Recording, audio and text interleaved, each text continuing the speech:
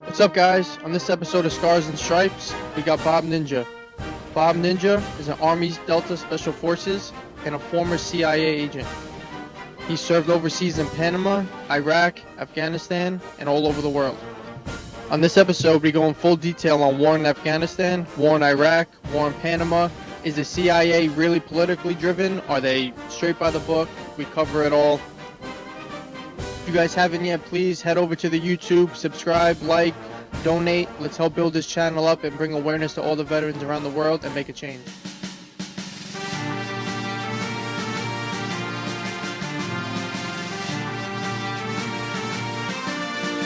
On this episode of Scars and Stripes, we got Ninja, Bob Ninja. 39 years serving this country. That's some resume, man.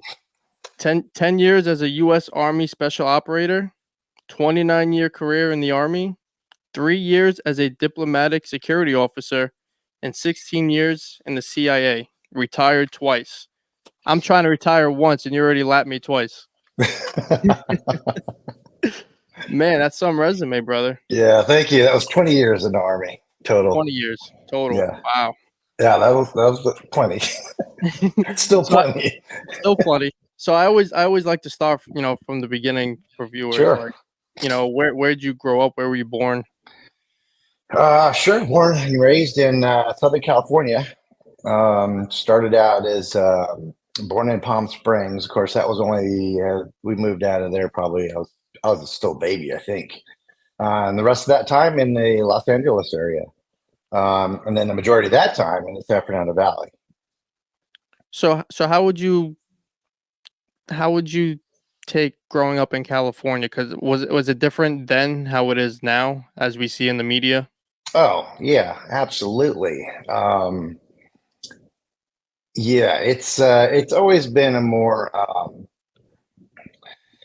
I don't know, a lot of stuff going on in LA as far as the legal aspect of you living there, right? A lot of controls, so mostly on the, I don't know what would you call that, more government control, right? A lot of environmentalists, activists in that area that are kind of pushing the buttons over there, which rolls right down to everybody else. The legal state of mind I never could agree with, because you have everything else every other state has. Then you have the propositions that counter other legal stuff, and it's a mess. I never could get a good grasp of how all that works, but a lot of activism out there. So not so much conducive to like what I like to do, just to have fun, right? So it's too control. It's too much government, right? And they really get, and it's gotten a lot worse. Then you have the homeless right now, the homeless and the illegal alien stuff going on, and it's just out of control. And that's my perspective. But it's ugly out there right now. Do you visit? Do you have family there still? Oh yeah. Most of my family's still out there, so that's when I get out there, and that's my reason to go out there. And yeah, I've seen it change over the years, and it is horrible. It really is. So if you can imagine going to your grocery store, and in some grocery stores, and even in some pharmacies, they'll have things locked up behind glass cabinets, right? And you have to have somebody in the store come with you to unlock it to get your product, right? And that's usually in the controlled items like razor blades and some over-the-counter medicines and stuff like that. Hazardous things, sharp instruments and stuff like that. But imagine going into a grocery store and every aisle like that is locked down, and you have to have somebody literally walking with you as you're grocery shopping to get groceries. It's crazy. In the land of the free, it's like living in a movie right now out there. yeah. and it's yeah, post-apocalyptic kind of stuff, right? It's stuff you only see in a movie, and you must look at it from growing up in that area, because it's not much better here. I lived in New York till I was 10 years old, but my family still resides in New York, and New York City. I don't know if I know you follow the news, obviously. Right now it's like it's a circus. So it's not too far off from California, to where this poor police officer was just killed. That Yep. that's been going all over the news. I mean, you got these criminals that are just being let out of prison for nothing, Yep. and there's no accountability in the city. And for somebody who grew up there, lived there, I still work there. It's a shame because I wouldn't want my kids or anybody even walking down the street of Times Square right now. Yeah. Well, it gets ugly. Yeah. And it's bad for me. I don't know how my family does it. And I remember, you're so wrapped up into your own world though, in a place like Los Angeles. And I lived in suburbs. But there's so much in your own little life. So you insulate yourself from everything naturally because you're just too busy to pay attention. Um, and right now it is horrible. It's expensive. There's homeless camps everywhere, which we're doing absolutely nothing about out there. I mean, a lot of people say that. All the politicians say we're going to do this and that and the other thing, but it is so bad. I mean, you can't lie to me when I can see it right in front of my face that it's gotten worse and it's not getting better, right? Just horrible. Yeah, it's sad to see. Terrible. So Yeah. so growing up, were you close with both your parents? Like you had a Oh yeah. normal childhood in Oh the house? yeah. Oh, I had an awesome childhood. Yeah, and so my mom died when I was 10 years old. Sorry to Um, hear that, brother. thank you. And so that was a huge, huge loss to myself and my immediate family, obviously, but a lot of folks that knew her. But so early on, living with, death. So an uncle, a couple years before her, also passed, very close to him as well.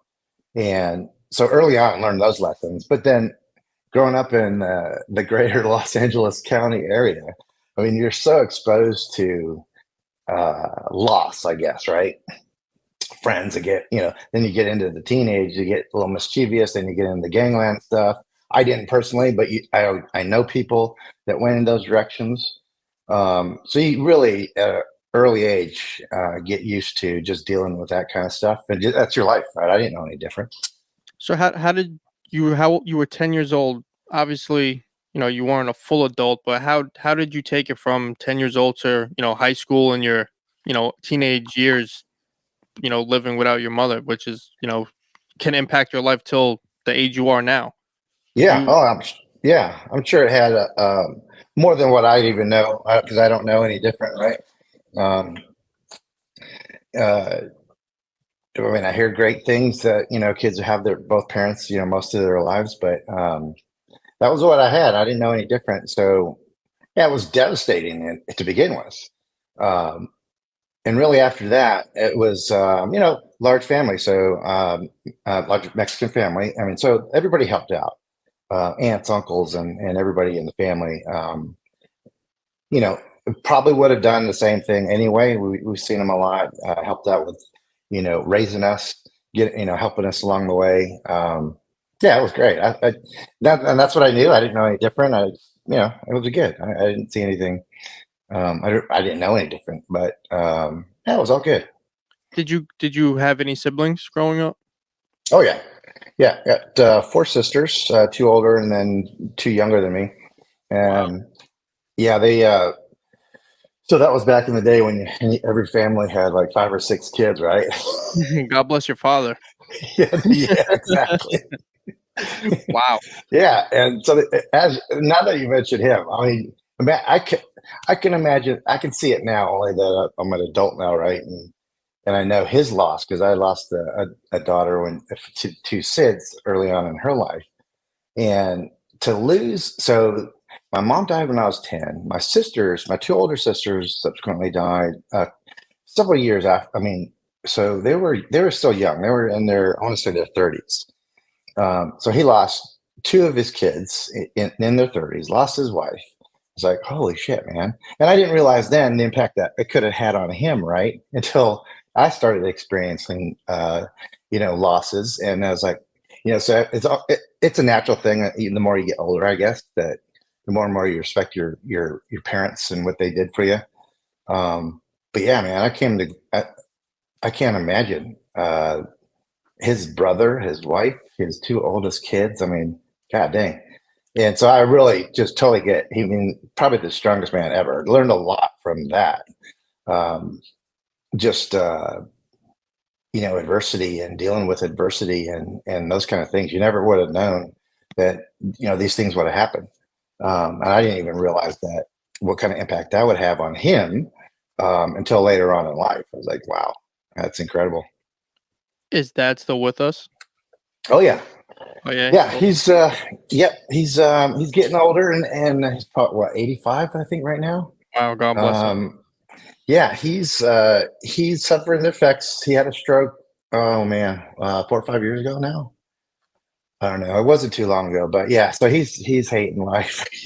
So he was an independent dude, right, his whole life, It's and terrible. now he's But listening to yeah. his story, if somebody could make it through something, it sounds like he'd Oh be the one. yeah. Oh my God. Yeah. Totally. Yeah. Total inspiration just in that alone. Old school, Mexican guy, right? Very traditional family values and all that stuff. So the do's and don'ts. It's like today, if I would have, when I think about if I said something today, come home from school, it's like, hey dad, it's like I think I want to be a girl, right? He jacked me the fuck up, right? As he should. It's like it's As like he should. no, it's like no, mijo. He'll slap you back So into a boy. absolutely. I couldn't even imagine saying that, but when I think Oh my about the things today, it's like, yeah, that how does that even fly anymore, right? God. So after you're seeing your dad go through all that, did you, as you're getting older, did you see a change in him in any way towards you, or how did he, raise you guys? Because there's no way somebody like that could go through that and be normal your whole life. Because I've lost people close to me, and I always tell people, you don't get over somebody dying. You don't get over Yeah, losing somebody. You just yeah, learn how to live with it and block it out the best you could. So yeah. how did your dad manage continuing to be a dad and being there for his family? I mean, maybe I'd have to ask him himself, but how did he, manage the pain and still saying, "Hey, I still got kids. I still need to be a father." Yeah. Yeah. I mean, from my perspective, uh, that's a great question because I mean, he really was, and he always was, but it just very supportive in anything any of us kids did. Didn't really, push us to do anything that we weren't, wanting to do, just like 100% in kind of stuff. He very understanding and very loving and supportive and all that stuff. And it's kind of one of those things. Regardless of what I did, it's like I love you regardless. And when it finally came to the military, and my sister had joined before me, but he's like, "Yeah, if that's what you want to do, great. Yeah, but if you do or don't, it doesn't matter to me. Still love you the same." So I was like, "All right, cool." Uh, he very that's one of the things. It's like very so the way he handled things, right? I think it was transparent to us that he was feeling any kind of like that like loss to that like devastation, right? But even later on in life, then he's starting to talk about, I mean, years ago now, but um, as I was probably in my 30s sometime, he finally got to the point where he's, saying, how much of a loss it was, right? And he misses his wife and all this other stuff. And it was great. I mean, you never would have known anything was bothering him at all during our growing up. But as he's 85, he says it all the time. I mean, it's more of what he says now. It's like, yeah, I miss your mom and all this other stuff. Or he used to ask me periodically, um, or like if I did something, I'd come home and tell him, something I did. I'm jumping out of planes and shooting guns and doing cool guy shit, right? He's like, cool. Uh, y- you know what? Because your mom would be proud of you, and then he'd say, "I'm proud of you." So he made sure he always said that. And then later, I'm in my 30s at that point, late 20s into 30s, he's starting to get that way. So, and now that's all he says. And I think also, Oh, I'm 28, and I grew up, in a nice household. Both parents normal, but my father was very, strict how he raised us. Yeah. I came out of high school and I didn't want to go to college, so he said, "You're either coming to work with me in the union or you're going to school." So I chose, the union and worked, and nothing was given. But I think it's important how you say how your father always told you he was proud of you, no matter what you did, no matter what career you had, because those words, "I'm proud of you," from coming from somebody you idolize or you love like your father, Yeah. those words mean so much to you that could encourage you to do so much more of your potential. And till this day, you still remember him telling you that he was proud of you. So that just goes to tell you the impact that those words could have on somebody just hearing that. Oh yeah. Yeah, absolutely. So you going through high school? Who was Ninja in high school? Were you the Yeah. the quiet kid, the party animal, the I was troublemaker, popular? a Who were you in high little bit of all of the above, right? school? So, there was I was kind of on the tame side. So and it wasn't anything. So there's two protective modes, right? So this is like man school from my dad, right? This is how he brought me up. So my two older sisters, uh, the oldest, I wasn't ever in the same school, so it was um, elementary school, middle school, and then high school, right? In the LA Unified School District at the time. So you're 12, I think, in seventh grade, seventh to ninth, and then the other grades you're in high school. So I was never in the same school with my oldest sister. I was with the next oldest sister. She was in like a senior when I was a freshman in middle school and then in high school. And he was always telling me, don't let anything happen to your sisters, right? These dudes, even if you can imagine back then when you're going, you're the little guy with these seniors, right? And that just stuck in my head the whole way through school, even when I was in elementary school. Um, don't pick on my sister, right? And then in elementary school, you're pretty much all the same size and weight and all that stuff. Middle school to high school, though, I was dealing with these seniors, right? And my sisters used to build me up too. It's like, don't make me call my brother. So for my older sister, that her friends in school never saw me in school, so they just knew this. Oh my God, this guy must be huge, massive, guy that's going to chase me down if I mess with her, right? And then my other sister, just older than me, said the same thing. And here I come. I finally get into the same school, and I go bowing up on these dudes, and they totally got it though. So it wasn't. I never had to do anything, but I'd have to go yell at get these all but chest pushed out, and hey, stop messing with my sister. I'm going to mess you up, kind of shit. And This it dude's was. crazy. Oh man, when I look at it now, it's like, oh my God, that's too funny. But I also felt it wasn't pushed on me, wasn't told to me or anything like that. So my youngest sister, so I had two younger sisters. The one a year younger than me, she pretty much was on her own.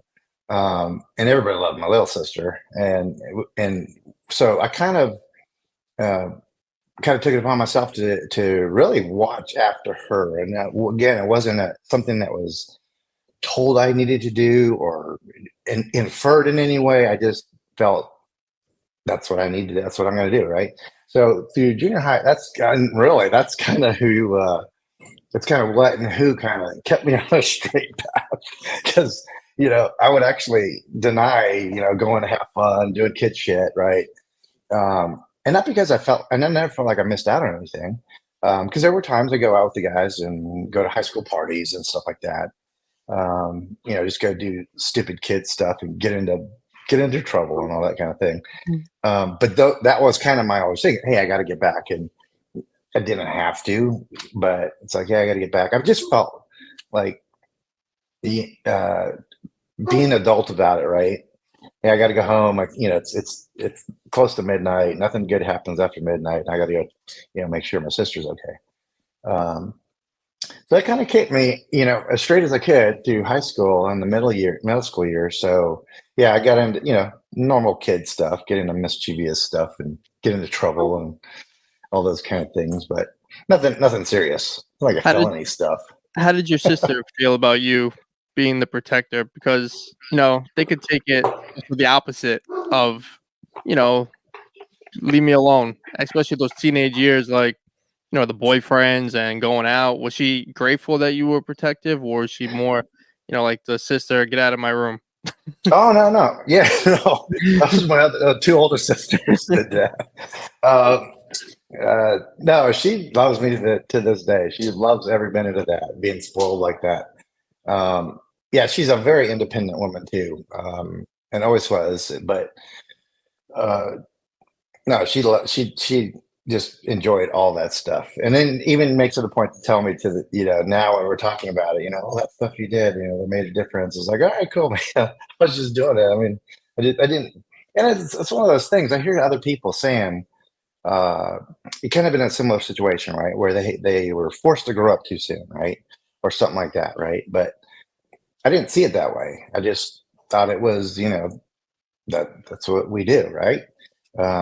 Sense of responsibility, accountability to somebody, right? Um, yeah, and it's. I guess later on in life when I have kids, it was almost the same way, right? You feel, it's like, hey, I got to go home, take care of my kids, right? Go pick them up from school or whatever you got to do, right?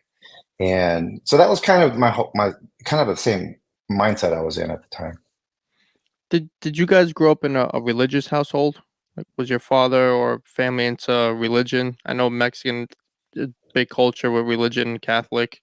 Yeah, S- Was it yeah. like Born and raised a Catholic. Yeah, and uh, church every Sunday, catechism, all the holidays. Fish on Fridays. All that stuff, right? Yeah, very traditional Catholic. We didn't go a lot of my family. I'm going to say most of them.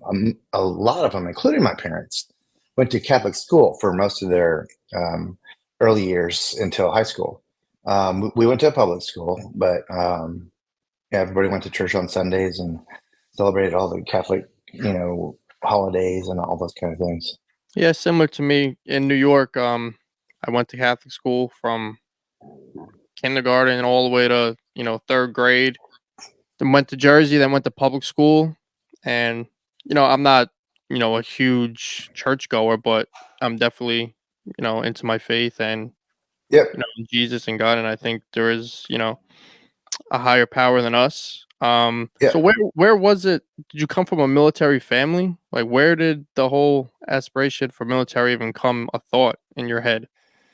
So yeah, so nobody was active duty at the time. My oldest sister was active duty when I made that decision. So not I didn't grow up in a military family. Like my dad was way out of he's a Marine back in the day. Um, Most of my family were Marines. They went in the Marine Corps because in Southern California, that's kind of what you do, right? It's the most exposure to the Marine Corps I think that you have. Second to the Navy, because guess what? Guess where they're at, right? In California, all up and down the coast. And so I got some cousins that were in the Navy. I have one cousin that went to the Air Force. But no, so the only person I knew active duty when I decided to do that was my oldest sister. Um, and it really was because my dad was a truck driver and he went cross country. So I used to go with him sometimes on the summers, right? And when I used to get to that point where in LA, I was like thinking, God, there's got to be something better than this, right? I mean, cost of living and the people, and then when we used to travel west or east, you get to places like Texas and the Southeast, and everybody says hello and hey, darling, that's at the supermarket when you go to the cash register. It's like, and they're so friendly, right? And then in Texas has the friendliest state or something like that. Don't come to As a Jersey or New motto. York and expect the same thing. You walk down the street, people gonna tell you to fuck off. Yeah. So I knew that. I was like, this that's what I want to that's where I want to be, right?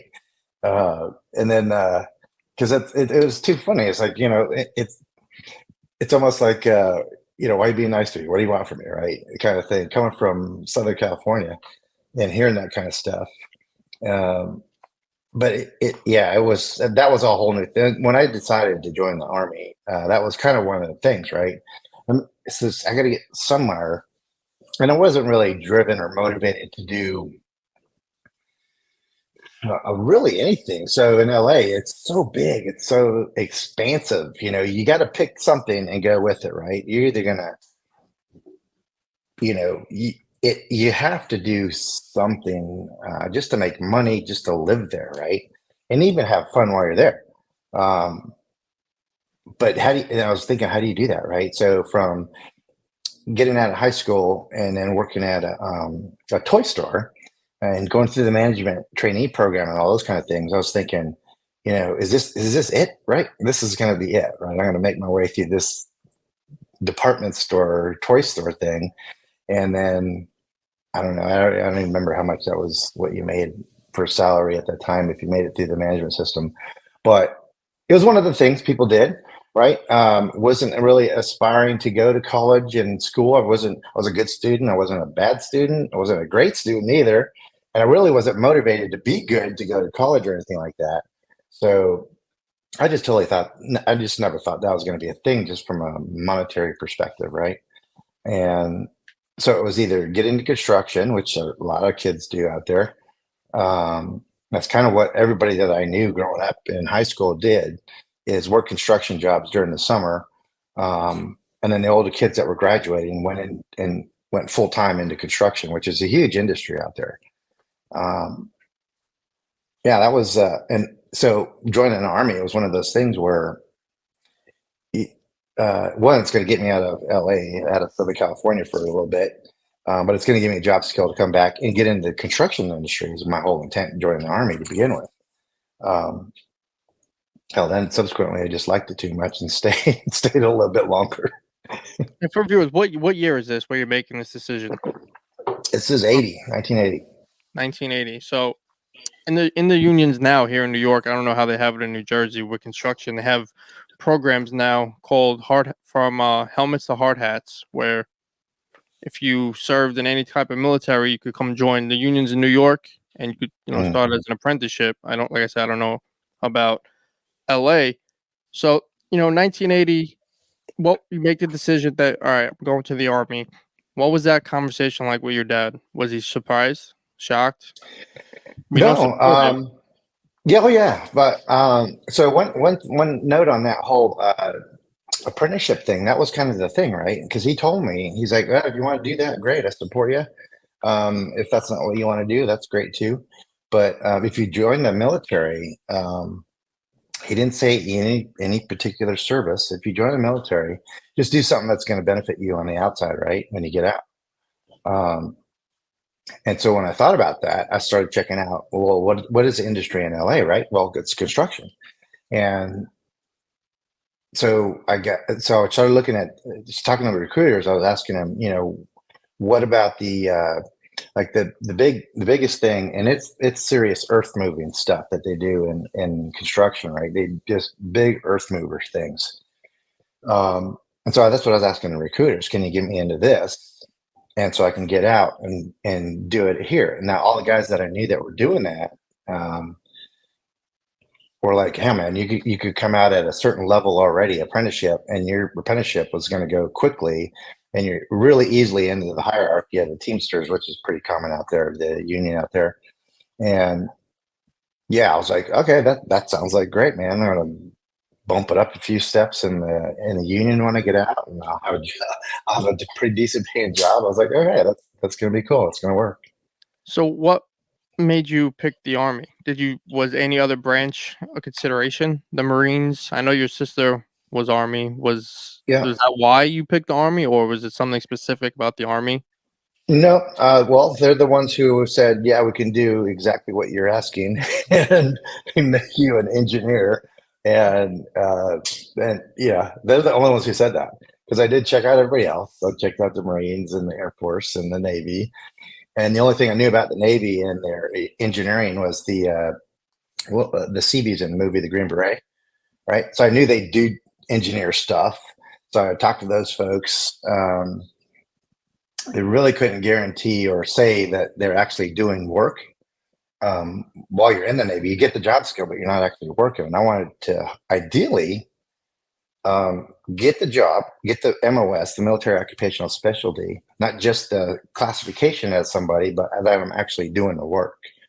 Because I knew once I got out that they're going to test me, right? Get on this piece of equipment and see what you can do. That I went to the Marines. They said, "Well, we'll make you a Marine. How about that?" I was like, "Okay." How about this engineer stuff? And they're like, "Well, first we'll make you a Marine. We're all Marines, right?" Everyone, I was like, "Okay, whatever, dude." Talked to the Navy, and I was like, "Hey, the Phoebes I saw in this movie, what's up with that?" And they mentioned more overseas, mostly in the Pacific, being on a ship and all this other stuff. I was like, well, that doesn't do anything for me. I don't feel like being on a ship or being on an island in the South Pacific somewhere, stuck in a, great scenery for a day or two. But yeah, that didn't excite me either. Air Force has a bunch of stuff, and he actually said, if you really want to do what you're doing and actually do it, he's the one that said the Army's actually doing projects while they're active duty and stuff like that. They get all the projects, and he almost said it like it was complaining about it. But I was like, all right, well, I'm gonna go check out the Army, and they were the last ones I checked out, and they said absolutely. I was like, all right, man, I'm in. Yeah, my sister, so we're back in 1980, 79, 80, 81 time frame. So this is before, cell phones and all that shit, right? No internet yet. I mean, so my sister's writing from Germany is where she was stationed, and she loved it over there. And that's one of the things she said was just join the Army, get to Germany, you're going to love it. And she spent most of her time, I think she was in 12 years, most of her time over in Germany. Just loved every minute of it. And that's the only thing that anybody said really. And what she said, she's like, yeah, it'd be the best thing for you. She didn't think so at the time either, but when she joined, and she stayed a good 12 years, I want to say, before she got out. And it's weird because I think I read some kind of stat that the Marines spend the least amount of money on recruiting, but have the most successful recruiting program out of all the branches. Yeah, which is, crazy. Crazy fact that I read that they don't really put much money into it, but some reason they have a successful recruitment rate that didn't work on Ninja. No. So great commercials. They had great commercials then, and still got the best commercials, I think. They still do. So you get to boot camp around 1980, or Yep. And yep. what was that like for you? Like, oh, it was. Was it what you expected? Least, yeah, more, terrible? It was everything that I expected, and then some. So again, the Army's changed since then too a little bit on what they do with you when you get there, and so it's like a hell week, right? That you go through when you first get there, and that's just totally just you're just getting smoked and running everywhere and screaming and hollering, all this motivational stuff, getting screamed and hollered at, and, just total punishment for a week. Yeah, and that's one of my sister. That's one of the things she had said. I was like, hey, the only advice I got, I mean, you're not gonna have any trouble with it. And some of the guys that I knew also that went in the Marine Corps and the Army before me, they were saying, it's just like, because I played high school football, so they're like, it's just like summer 2-day workouts and summer camp when you go, before the school year starts, right? Just like tryouts. 2 workouts a day. It's like, okay, cool, I can deal with that. Been there, done it, right? And my sister was telling me, the only advice she has, she's like, you're gonna make it. Don't worry, I'm not worried about it. You got it. But she's like, don't try. She didn't say gray man, but that's what she's saying. Don't try to highlight yourself, right? Don't draw attention to yourself. And I was like, okay, I don't know what that means, but okay. Because then you get that extra attention, right? And we go there, and the first week you get there, you get dropped off, and it's kind of an admin week. You get everything issued to you, and do you have a drill sergeant with the big old Smokey the Bear hat and all that stuff with you all the time? And he's only getting you from place to place. So he's yelling and hollering and stuff like that. So you kind of get a little bit of an in-dock into that, right? And it's not difficult. I mean, you're really just marching around all day, getting all your equipment and your clothing and getting fitted for the stuff, getting your shots and all that kind of crap. Then at the end of this week, you get on this what we call a cattle truck. It's a personnel transport. It's a trailer that it's called a cattle truck because it looks like something you herd cattle in when you go from a ranch to a ranch, right? And they pack you in there, right? And in that ride from the admin area, the base to the starting of basic training there, that's where they're waiting on you to start harassing you for a week. It was cold. So it's February 1981. And it's in Missouri, Fort Leonard Wood, Missouri. And it's cold, right? So, but the windows are open. The windows in this cattle truck are open. It's like, why is that, right? So they're starting to mess with us already. And it's like, and all they do is tell you to sit there. If you're sitting down, sit there, put things on you got a duffel bag on your front and a rucksack on your back. And I was sitting, and that's where I ended up. And there's guys standing in front of you with their stuff, and you're just packed in there like sardines. And the windows are open. I was like, what? You know, it's like, what's going on here? Doesn't anybody know that it's freezing out? and there's a dude. I didn't know he was there because I couldn't see anything but green duffel bags around me. And dude sitting beside me, in front of me. And we're all just sitting there, and they're telling you, screaming at you, don't move, and all the other crap. Look forward, don't look anywhere else. And something flew in the window that was next to me, right?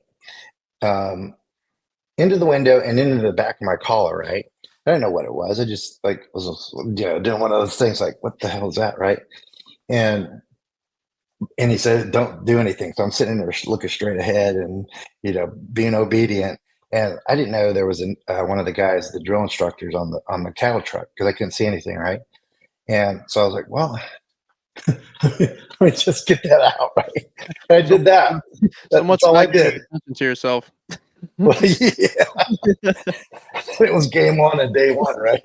Because as soon as my hand comes down, I mean, immediately that dude's like right here, and he's got his Smokey the Bear hat hitting me, like, what did I tell you to do? It's like, then he says, and it's Army, so you have your name tags on your uniforms, right? And he's like, I mean, he easily knows my name just by reading my name tag, but he wants me to say, he's digging in my head. He's like, what's your name? I'm going to tell your drill sergeant, what your name is and all that stuff. You're going to be that guy. I was like, oh, Jesus. That's exactly what my sister told me not to do. Right? I said literally the opposite of everything she said. It's like, she's going to be pissed. And then as soon as I get off, before I'm getting off, these guys are piling out of this cattle truck. And I can hear the drill sergeant just screaming and hollering and just starting to smoke people and just dog them. And I was like, okay, here we go, right? As soon as I get off, as soon as I step off, I already hear him calling for this Porus. Where's Porus, right? Where's Porus? Where's Porus? Like, well, there goes that whole plan. And, confirm they know my name already. And, yeah, as soon as I get off the truck and my foot hits the ground, I see my name tag, and it's like, there you are. And then it slapped me on the back. So there's a rucksack on my back, duffel bag on my front. And so they hit the back of my rucksack and tell me to get down. So get down, start doing push-ups, right? And it's like, so I'm doing push-ups. And so what I do is, since there's a duffel bag on my front, I'm not doing any push-ups because it's right in my front, right? I can only go down so far because there's a duffel bag in front of me. And so he said, not like that kind of thing, and put the duffel bag underneath my feet. So I'm now elevated with this now rucksack on my back. My feet are elevated, just getting smoked. And I was like, and these dudes are yelling at me, these drill sergeants. They're just kneel down and on the floor next to me, just yelling at me, And it was like, all right, here we are, man. This is exactly what I expected. So I always ask, all the the veterans I talk to, I always hear the funniest stories about boot camp and the different stories of, different things. And I always ask them two questions. The first question is the yelling and the screaming and the chaoticness of it. We know they're, trying to set you up for what's to come. Yeah. In your personal experience, do you think the screaming and all that is necessary for boot camp? Does it work? I mean, obviously it works. We have great soldiers, but in just your own opinion, as a young kid, is it, impactful to hear the screaming and yelling? Yeah, I think so. I think for the shock value, absolutely. I think because they have to. It's just a motivational thing for me at the time. But as I grow in the army and understand, even while I was there, it's to get everybody, wherever you're coming from in the United States, get everybody on the same sheet, right? So they're going to break you down to this common, levels, because common thing. Get whatever. We don't care who you were before you got here, because we're going to make you a soldier, kind of thing. They gotta do that. It's and it worked. I think I don't know what they do nowadays, but I think it worked, and it weeded out the people who didn't want to be there. Because if that was too much for the guys that were going through that and they quit, all right, roger that. I mean, I guess it's not for you, right? So for viewers, it is not, because you always hear once you sign the dotted line, there's no going back. Could you quit? Oh So yeah, obviously you just said you could quit. Is it at any yeah, point you could walk away, or is it yeah, just through the boot camp? yeah. And they won't let you know that until it's to the point, and they'll try to push you to stay, right? Like they won't, it's not they're not really nice and say, well, please Yeah, don't leave. but they don't want you to fail, is what you're saying. Right. Yeah. They'll try to make you a soldier, right? That's what they're there for. And they get it. They deal with that how many every 8 weeks, right? New recruits coming through, and their job is to make soldiers out of everybody. And so they do. And I understand that from later on when I was watching other groups go through, arrive when I was still there. Um, they're really good about that. And they try to keep you and train you and make you a soldier, right? Um, it's just some people, it just turns out not to be what they expected. So you go through boot camp. When's the first time you found out you were being deployed? At this time, is there anything going on? Is there any war or any? This is the early 80s, late. No, So it's quiet. yeah. The single biggest thing at the time that just happened, and I only remember it being in the news, was the Iran, uh, the hostages in Iran, right? The however many days, it was like on the news every night. Um, so that had just ended, I think, when I went in. Um, that was the single biggest thing that I think was happening at the time. Plus the 80s. The 80s were horrible as far as terrorism is concerned around the world. So, but I only remember that when because it was on the news every night. And that's the only thing that was going on at the time. But no, we didn't have soldiers deployed anywhere, I don't think. So Um, when was the first time you left the States at any point? Did you go to Germany? mm, Never made it to Germany. So the harder and harder I tried to go east, they sent me the other Man, they loved you. yeah, I missed the first time. So I'm trying to think the first time I left the States would have been oh man. Because that was the first well, probably would have been 89 in Panama when we got deployed to Panama. Um and then so subsequently I was an engineer, changed my MOS and my job specialty to infantry, end up in the infantry. And as I was talking about, the harder I tried to go east, they sent me west. I end up at Fort Ord, California. and that happened to be one of the best things that could have happened to me as a leader in the infantry. But at the time I was trying to go on the East Coast to the Ranger Battalion at the time in Georgia.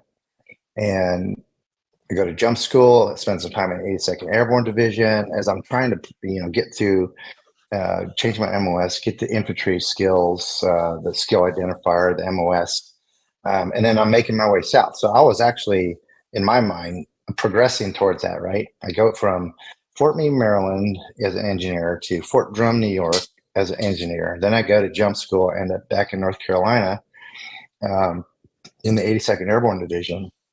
And that's where I get my 11 Bravo infantry MOS, right? And I'm, in my mind, I'm making my way down to Savannah, Georgia, to where I can join the 1st Ranger Battalion at the time. At the time, there's only 2 Ranger Battalions. And that as a result of a phone call that I made when I was in Fort Drum, New York, down to Savannah, Georgia. And just totally ad hoc, as I was a PFC or something. Let's say either that's like what 3rd lowest to the lowest rank in the Army, right? And I called down there and ended up. It was the oddest thing, I guess. I didn't expect what to hear, but I called as I was sitting over on a desk in Fort Drum about. I'm going through this phone book of the Army units in the Army, and I actually saw some of the places my sister was talking about. I was like, oh, I can call those folks, go to Germany right now, or maybe, because you actually could do that. At the time, you can actually call a unit and say, hey, I want to join the unit. If they had people that, if they needed your job specialty, then all right, then they'd process it, and you can actually just go while this is all happening, right? On your own dime, of course. But so I picked the phone, called down to Savannah, Georgia, and just say, hey, I want to be a Ranger, kind of thing, right? And eventually, it's the funniest shit that happened, but eventually the next day, I talked to several folks, and then eventually they call back in the morning and talk to, and we'll see what we can do for you. Well, the next morning when I called, I ended up talking to the sergeant major, like the senior ranking guy, and it's a pretty high, the highest rank you can be in the Army. And he said, well, you need to do certain things. And one of them is get to jump school, change your MOS, and then we can talk to you. And that's what I was doing at the time when I ended up at 82nd, changed my MOS. And I'm still making my way in my mind. I'm still making my way to Ranger Battalion.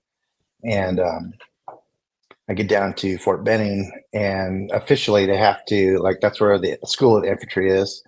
So that's where they have to hack you off on the actual MOS. And I do that. And I'm thinking, well, I'll go back to my unit at 82nd. I'll process there. I'll come back to Fort Benning and process in the Ranger Battalion. And as soon as I get my infantry, as soon as they say, okay, you're a grunt now, you're going to Fort Ord, California. I was like, well, how did that happen? It's like, it's not where I was trying to go. Yeah. So for viewers, tell viewers, what is jump school? For who don't know what that is. Jump school is pretty cool. It's very fun. It's airborne school where everybody that gets jump wings and get airborne qualified to learn how to jump out of planes. Kind of like if everybody has a reference, it would be like the D-Day invasion, the Normandy invasion. And the one of first at the time was the Airborne Division that jumped in. 82nd Airborne Division jumped in. So you jump behind enemy lines and stuff like that and kind of establish a foothold, kind of thing. So paratroopers, airborne community, loved all my time in the 82nd Airborne. I just loved every minute of that. But yeah, that's what airborne school is. And it's at Fort Benning, School of the Infantry. And everybody in the military, the Marines, the Navy, everybody who gets jump wings, their first school, that's all at Fort Benning. That's all at the jump school. The Army runs that course. And everybody goes there. Like whoever jumps out of planes in the military goes to Fort Benning, Georgia. So it's 1989, and you said your first deployment was Panama. Mm-hmm. What was going on there? What was the mission? So Operation Just Cause was the mission at the time. I'm in the 7th Infantry Division at the time. And we had been down there all summer because one, for training. So the Army still has, I think, the jungle operations training center down there. So it's jungle school and learn how to operate in the jungle. And we were down there doing that and a bunch of other stuff. So leading up to the end of 1989, that summer we were down there all summer. So there's a lot of things going on. So Manuel Noriega is doing things that weren't conducive to our national command authority in the White House. So eventually there's a lot of things, soldiers and Marines, they're getting attacked and assaulted and all these things. They're taking people prisoner. Americans that are doing things are taking them prisoner. So it's starting to slide sideways a little bit from the White House perspective. And we were down there all summer to help escort people and convoys and stuff like that because of the threat environment. It's deteriorating, right? And threat environment goes up.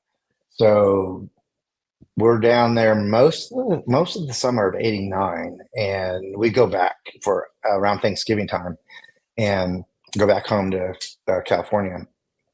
And December 20th, President Bush at the time, he's says, well, we're declares it, whatever he declared it, and we're going, Rangers are jumping, 82nd Airborne's jumping in, and everybody's, we're going to go invade their country and take Manuel Noriega and then indict him on war crimes or something.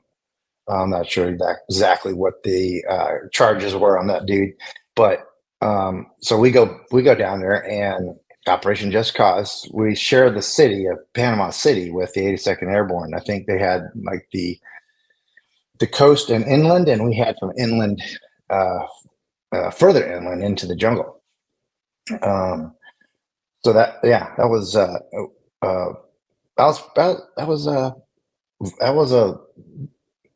good. I mean, I got so much out of being at Fort Ord 1, but also deploying on that deployment.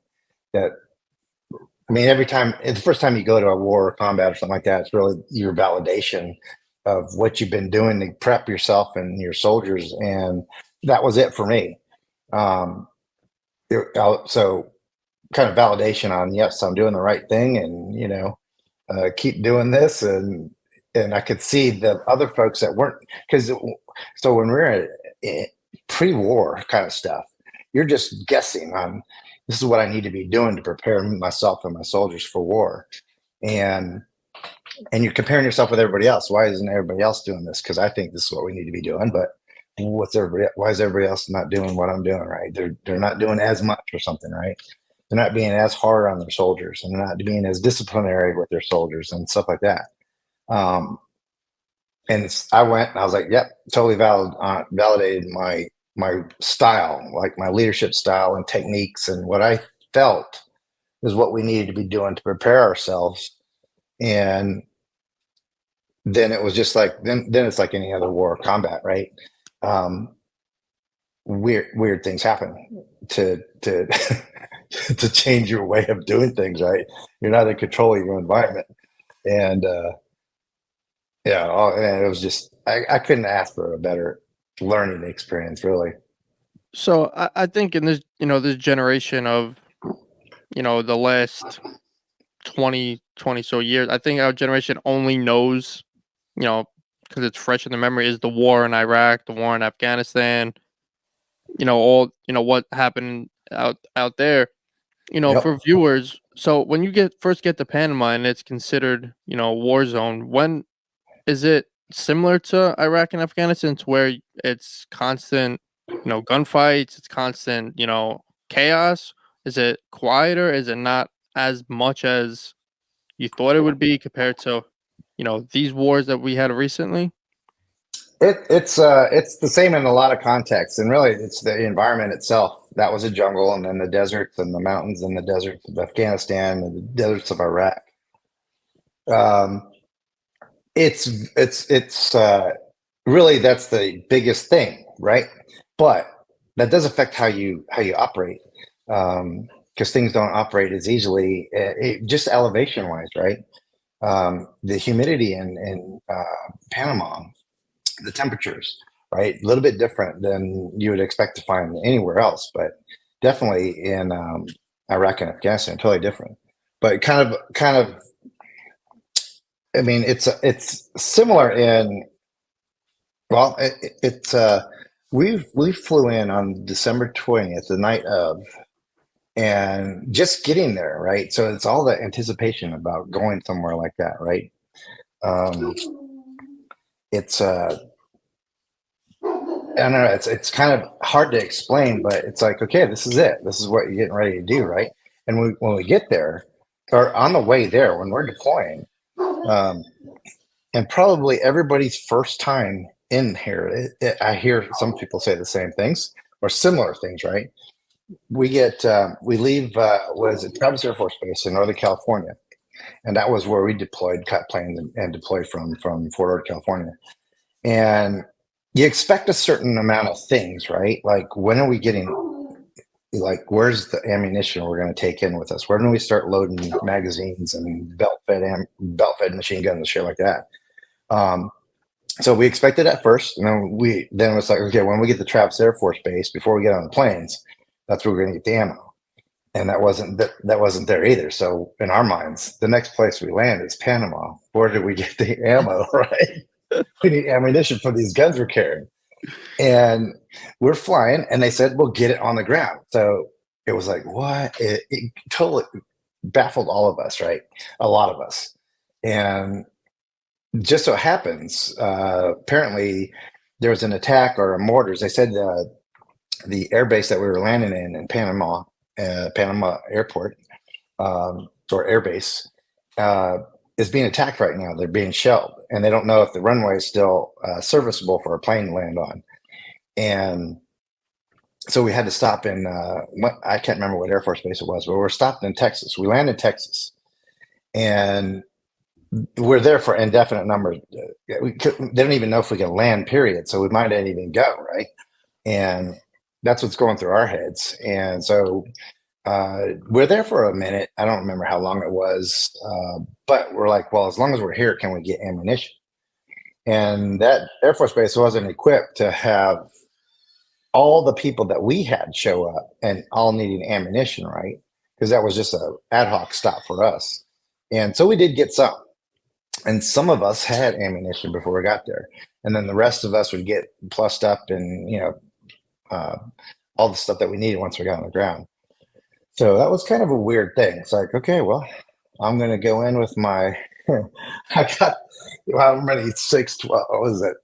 12, 14 magazines in my gun, right? For my gun. And one of them has ammunition. And I made sure whatever we got, I was able to give it out away to everybody else, right? Because I was in a leadership position, and I shouldn't be the one, doing all the shooting. But it was the weirdest thing. So when we landed,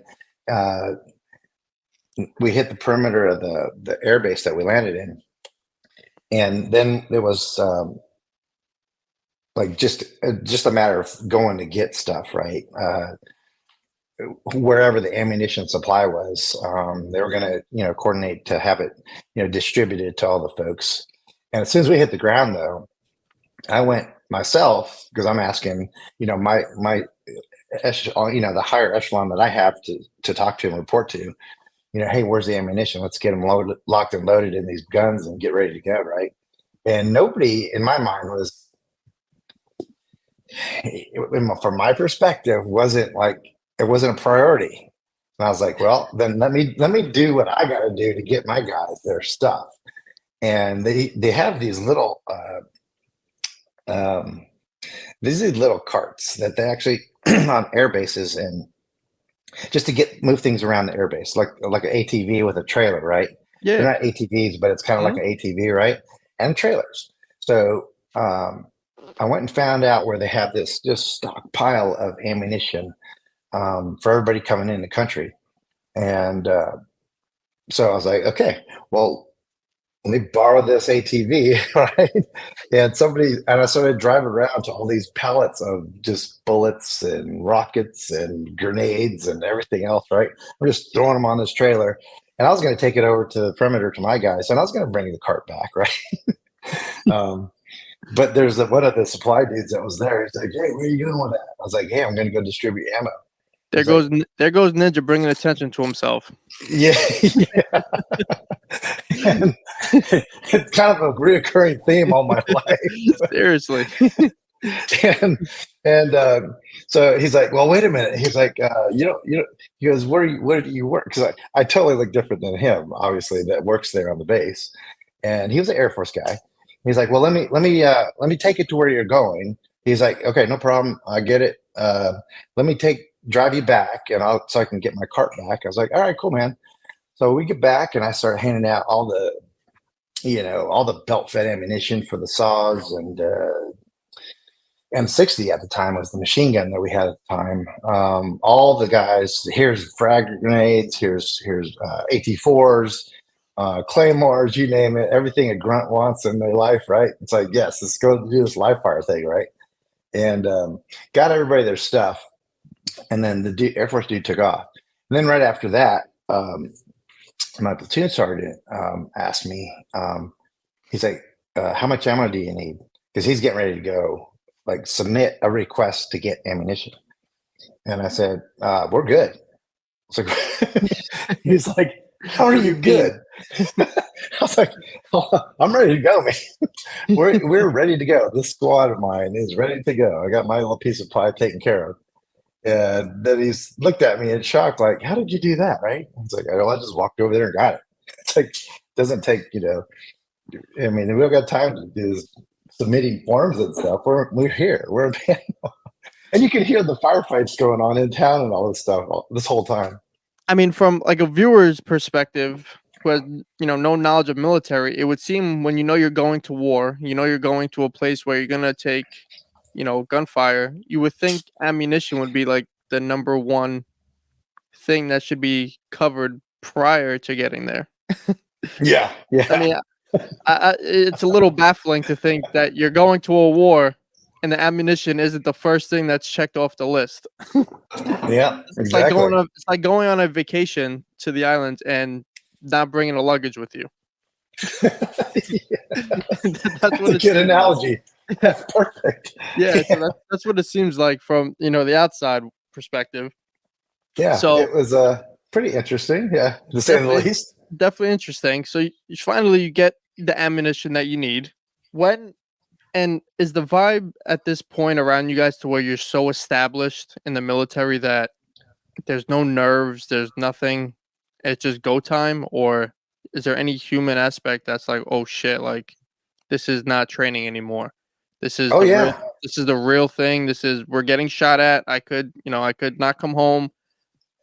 Or is it strictly just this is what it is? I'm ready, I'm trained, and let's do it? Or is it a bit of both? It is all of the above. It really is. My level, my comfort level of, I've done all I can to get me and my guys ready, right? So we are ready. But so in getting so in the time that we land, and the planes can only land at night at this air base because otherwise they get shot at, right? So we land at night. By the time the sun's coming up, this is when I'm running around doing all the ammo and all this other stuff, right? But a whole night, you can see gunfights. Like the air base is separated. There's a river and the canal and all this other stuff that separate you from a lot of things. So there's a physical barrier, but from one side of the air base to where we're going to be dropped off. But we're in Panama, right? We're in the shit, I guess. But the base was secure. And we had just heard, we had stopped in Texas. We had just heard the base is getting attacked and shelled, right? So it's the whole night. You can hear it, you can smell it. The debris and the smoke from things, guns going up and bombs, so you can see across everywhere in the distance, tracer fire, and you can hear gunfights all night long. So that's when I was doing the whole, let me go get some ammo because, in case something happens. That'd be nice. It was the oddest thing. And I just recently talked to some of my guys that were there with me. And it's funny to hear it from their perspective.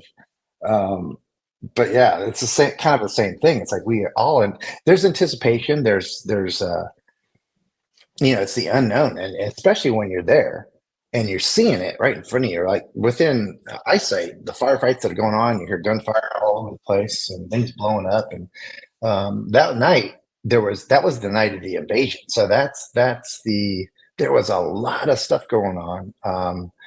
You hear the airflow, airplanes in the sky, and I mean, it's a war.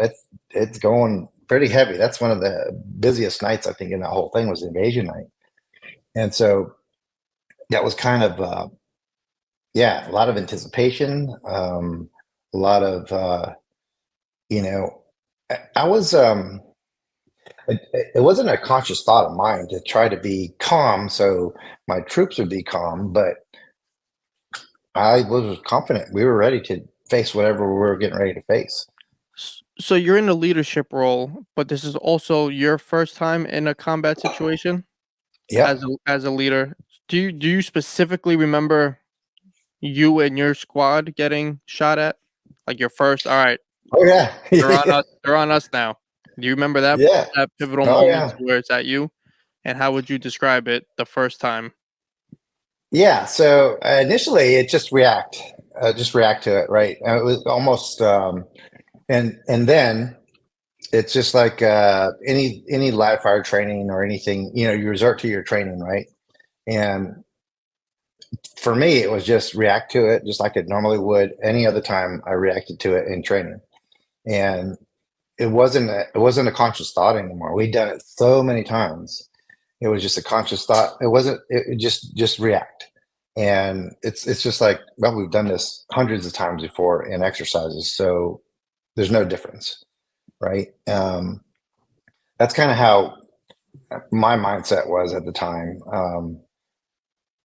It's just you hear something happens, you react to it, and whether it's a grenade going off or somebody shooting at you, um, yeah, it was a conscious thought. So at the time too, to build in the whole, I guess anticipation when as the sun's coming up the first night we get there and we're sitting in the side of the airfield waiting for our orders to go somewhere, getting all the ammunition and all that doled out, um, hearing all that stuff, and then you hear it. So that little ATV with the trailer I was talking about earlier, those are now you can see them on the airfield with bodies on the back of them, right? Which I didn't see him at first. One of our guys did, and he's like, "Hey, what's going on, man? What's happening?" Right? There's people being medevaced and all this stuff. Where's the firefight? Because somebody's over there. Got two people on this trailer over there getting, treated while they're going to the hospital. The hospital tent is what they had, and later on, I found out they were heat casualties. That's all that was happening because it was so hot and humid. Guys are passing out from heat exhaustion, and all that kind of stuff. So, but it's all those things that are happening around you, the sights and smells of battle and war and all that stuff, all night long. Just building that, I guess, anticipation and the unknown because you're sitting right in the middle of it, but you're not doing anything yet. So paint the picture for viewers with the first gunfight. Is this desert? Is this in the forest, in the woods, open field? No, jungles of Panama. So it's Yeah. like Tears of the Sun kind of vibe. Yeah, oh yeah. That's a good one to reference. Yeah. So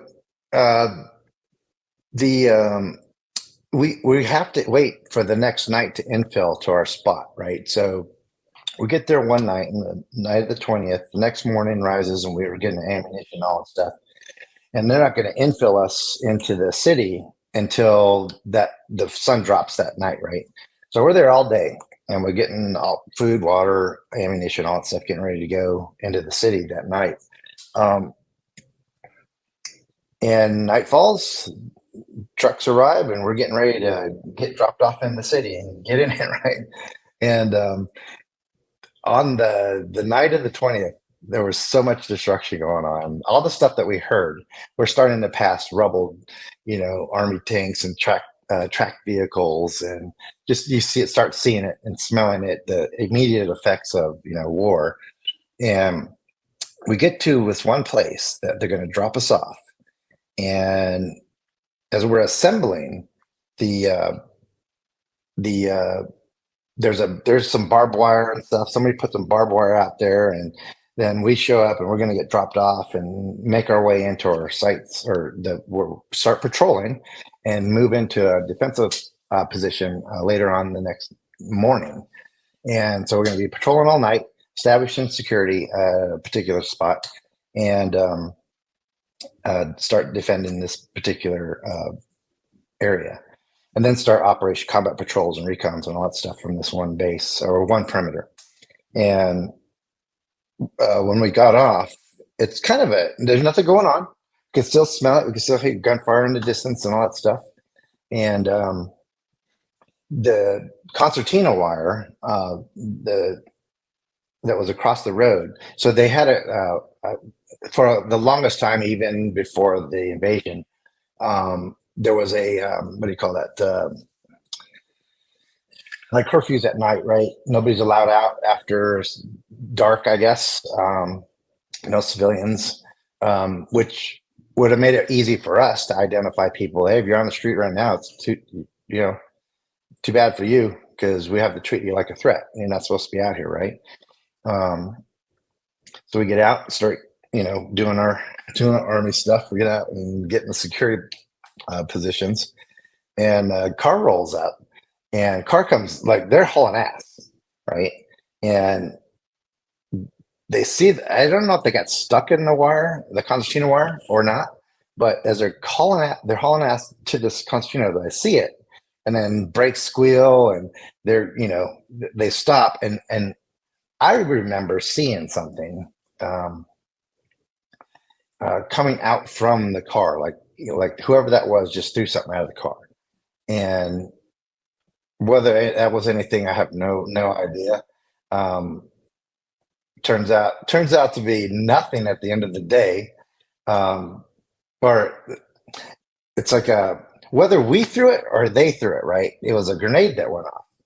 And so I saw something coming out of the car, an explosion happens, and I thought that he's one of he's coming to this where he knows Americans are at, and he throws a grenade at us, right? Or it's not directly at me where I'm sitting. It's like I'm seeing it on, like, from my left to right, my frontage, and I have a machine gunner with me and a squad of guys, and so the whoever, and whether somebody in our platoon and company or whoever was with us, right? This was like 120 people.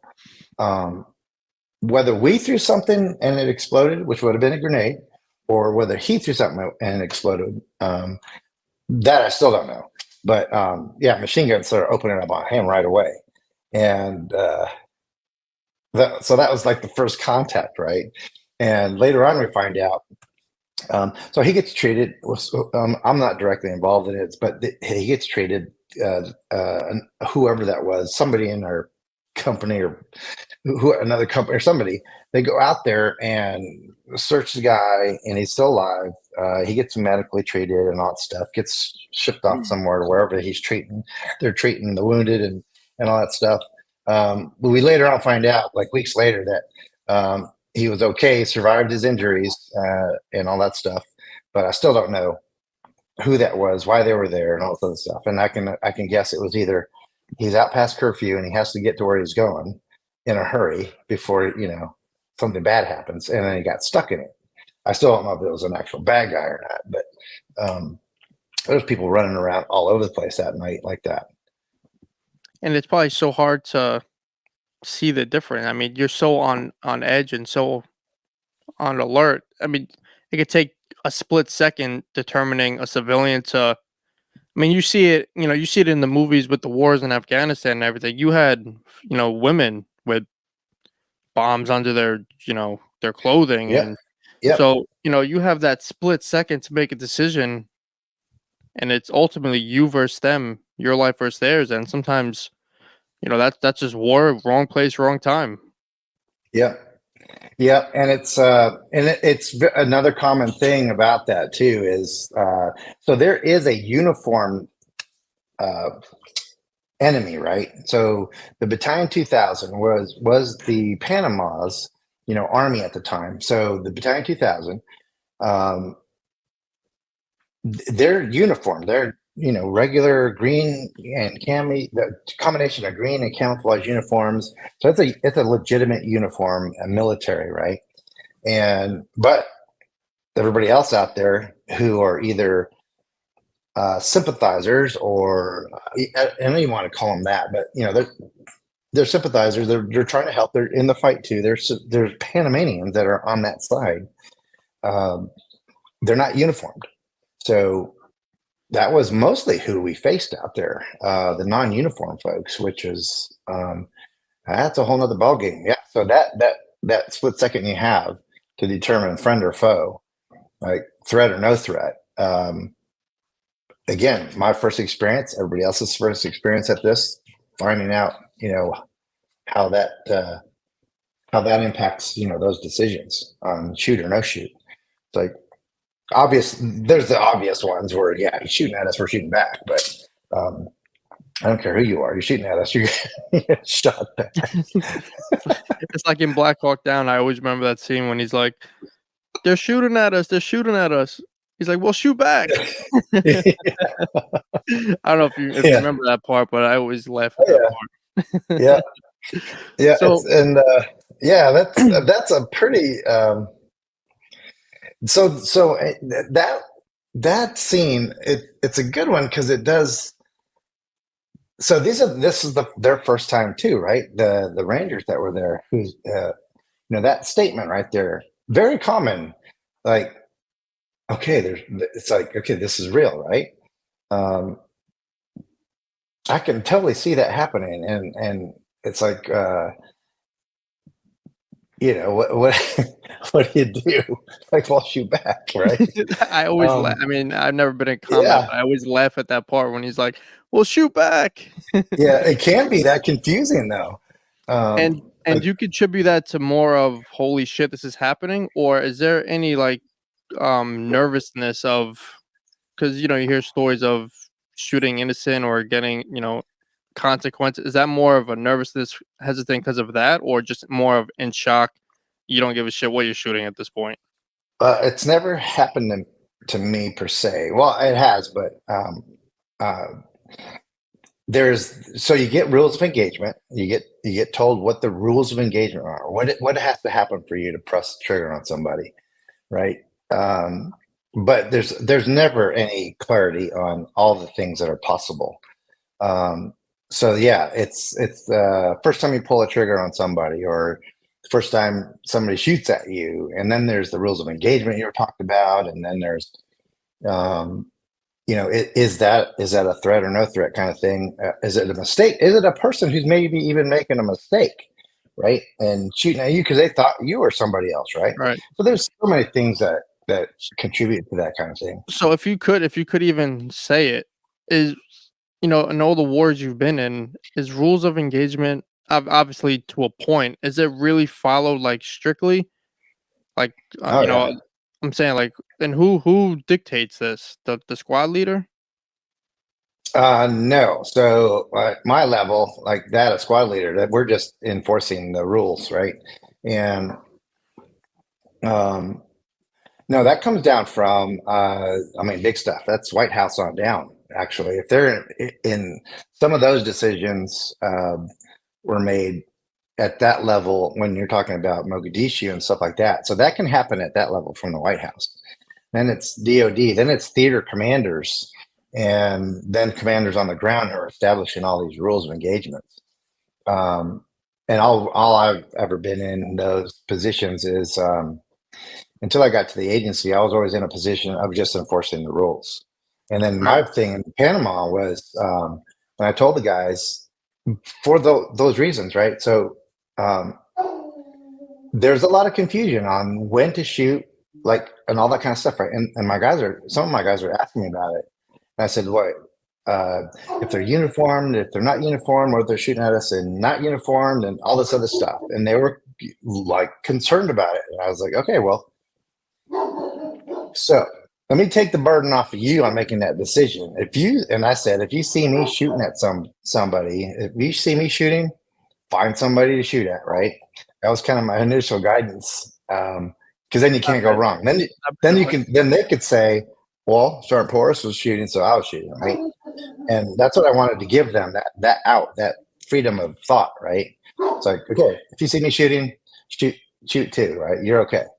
And the reason why I asked you the question about the rules of engagement, obviously from the Black Hawk Down reference, but also another reference from Marcus Luttrell's story and The Lone Survivor, where we know what happened in the woods, in the movie, and Yep. you sit there and you know what happens when you let that guy go, which ultimately was the demise for them. But you sit there and it's like, do people really know what would go on in those mountains? Like if you just did what you had to do at that moment, and obviously you Yep. can't, and it's those consequences like that where it's just you don't know what's what, or you didn't know that guy was going to run to the Taliban, but you could have an idea. But morally as a soldier you can't do what Yeah. you know Yeah. It's difficult sometimes. It'll vary in different conflicts and everywhere you go. Um, it'll vary from it's an easy decision for me to make to I'm not sure if I should do this right now. So that's like war. That's like soldiers in war. Um, so it's not always black and white, and it's your decision ultimately to figure it out and decide one way or the other, right? Because a lot of times there isn't time to decide. Um, it can get that cloudy. The environment itself. I mean, what they're dressed in, who they're dressed. I mean, it can be kids with weapons, right? Um, obvious threat with a weapon, who's on the threat side, on the bad guy side. So it's all that women, like you mentioned, the women carrying suicide vests and all those kind of things. Yeah, it does. It's not always black and white. So how long were you in Panama? How long was this just cause war for you? That one wasn't very long. So from December 20th to probably, I'm not sure exactly when we came back. It wasn't any later than the end of February. So 2 months and a bit, right? So the time you were there, you were awarded the Combat of Infantry Badge, and also one of the highest awards the infantry has to offer. What exactly do you have to do to get that kind of an award? Just be there. Just be there? Yeah, well, really, that's easy. Easy, I say easy. If you're in a unit, infantry unit, and you're deployed, you'll get it. There's really nothing that has to happen other than that. If you're in active combat or war zone, right, and you're in an infantry unit, you'll get your combat infantry badge. And anybody you don't even have to be in a firefight. You don't have to even pull the trigger. You just have to be there. So that was kind of cool though for the stuff that you did at least. And so the Grenada back, in '83, a lot of awards were given out, right, in the Army in general. And so in '89 in Panama Just Cause, the DoD, Department of Defense, decided, well, we went overboard on awards for Grenada. We just went crazy, I guess. And they decided, well, you're going to have to do something, whatever extra, or I'm not sure. So the guidance was from Department of Defense. It's like, hey, we're not going to give out awards like we did in '83. For you guys here, I don't remember, other than the CIB, which I was very proud about getting because I know we earned it. But really, all you have to do is just be there. We had one of our commanders get an award for a raid that we went on, which I didn't really think about at the time. I wasn't paying attention to all that stuff, but he got an award on a raid that we went on. I was like, well, I was told we weren't getting awards, so why didn't none of our guys got put in for an award? And I didn't think about submitting things, so I was so into the moment, right? The next mission, I wasn't thinking, I need to get a write up, get some kind of summary or something together to present to get an award submitted for anybody. Because I was, told we're not getting anything. So now we fast forward to 9/11. Where are you retired at this point from the army? Are you still infantry?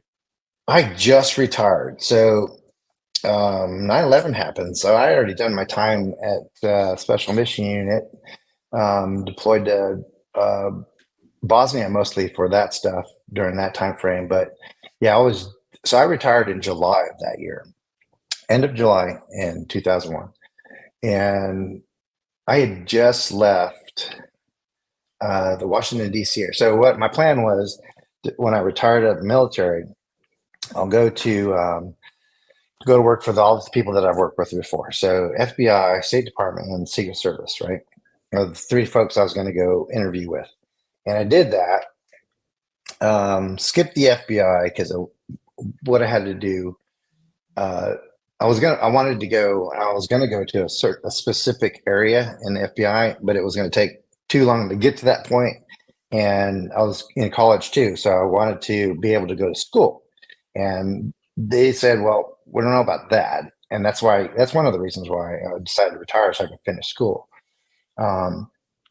The Secret Service and the State Department, though, they hired me and they said, yep, while you're in school, we'll put you in a program where you can work for us and then go to school at the same time. And by the time you get out and graduate college, you'll be at a next level of like entry, right? And we can put you right into the agent programs and all that kind of stuff. So I was accepted at both of those, State Department and Secret Service. I didn't pull the trigger on either one of those yet. And that was late August. And the week of, we left, me and my girlfriend at the time, we left DC probably, I want to say 3 days before all the planes fell out of the sky, right? And man, I don't even know how that would have been different. But so we left and we're doing this cross country. It's like, okay, I got accepted by two folks. I enrolled in college at University of Maryland, and everything's good to go. We're set to go as soon as we get back. January, February, next school year, or next semester, I'll start school and then go to work at one of those two places. And we decided to take a cross-country drive. We'll go visit family, spend some time with them since we haven't seen them in a while, and before I have to start working again. And we made it we're going to go, her family is in Texas, and mine is in California. And we made it to Texas when planes fell out of the sky. And yeah, that's where we were. We were at her mom's place. And she's the one who's screaming because she's watching the news about what's happening. And she's like, hey, come look. And we're like, what the hell? And it was like, holy shit. So that's where I was when the planes fell out of the sky. And then it was like, well, what am I going to do now? So when I got out, when I retired and at the Special Mission Unit, we were busy those 10 years. And I was thinking, well, what are we going to do? What's the worst that can happen, right? When you saw it on the TV, you obviously being infantry and everything, did you have an understanding what just happened? Like you knew immediately, terrorists, like, all right. And like the shitstorm is about to hit the fan now. Like, I mean, you just retired, not even a month before, to where, it's one of the most historic wars, in the history. Did you like watching the TV as, an infantry soldier? Did you know like what the fuck just happened? Yeah, I don't know. So by the time I'm looking at it on TV, the second plane hit, right? And so so the first plane hit, and by the time I'm looking at the TV, I can hear a plane hit the World Trade Center. It's like, first of all, it's like, how in the hell does that happen, right? And so I'm thinking of a small commuter plane. I'm thinking an inexperienced pilot, small commuter plane was doing too much, and they hit the tower somehow. And then they showed the replay. They showed the first tower being hit, and at the same time, the live feed is the second plane hitting the second tower. And I was like, oh shit. was like, this is a terrorist act, right? There's no way, no other thing that could be that, right? And we're being attacked. I knew it immediately, and yeah, that was immediately what I was thinking was, well, what am I going to, I mean, I just retired. What am I going to do? There's nothing I Right. can do about any of this stuff. And from And just not to cut you off, from my perspective of, a 28-year-old, you're obviously, with all due respect, around my father's age, older mhm. than me, have experience in the military. When you see the towers, collapse like that and fall, and you see we're getting attacked, of course you're surprised, obviously, but are you surprised in an aspect where you never thought our own soil would be attacked in that magnitude? Like what? No, so we've talked about that. Again, back in my time in special operations before I retired, we talked about that. We used to say, how easy would it be? I mean, only because the bad guys don't know how easy it is. So if you could think back to traveling around the country or the globe at that time, there's no TSA checks. There's none of that stuff. You just go to airport, buy your ticket, and get on the plane and go.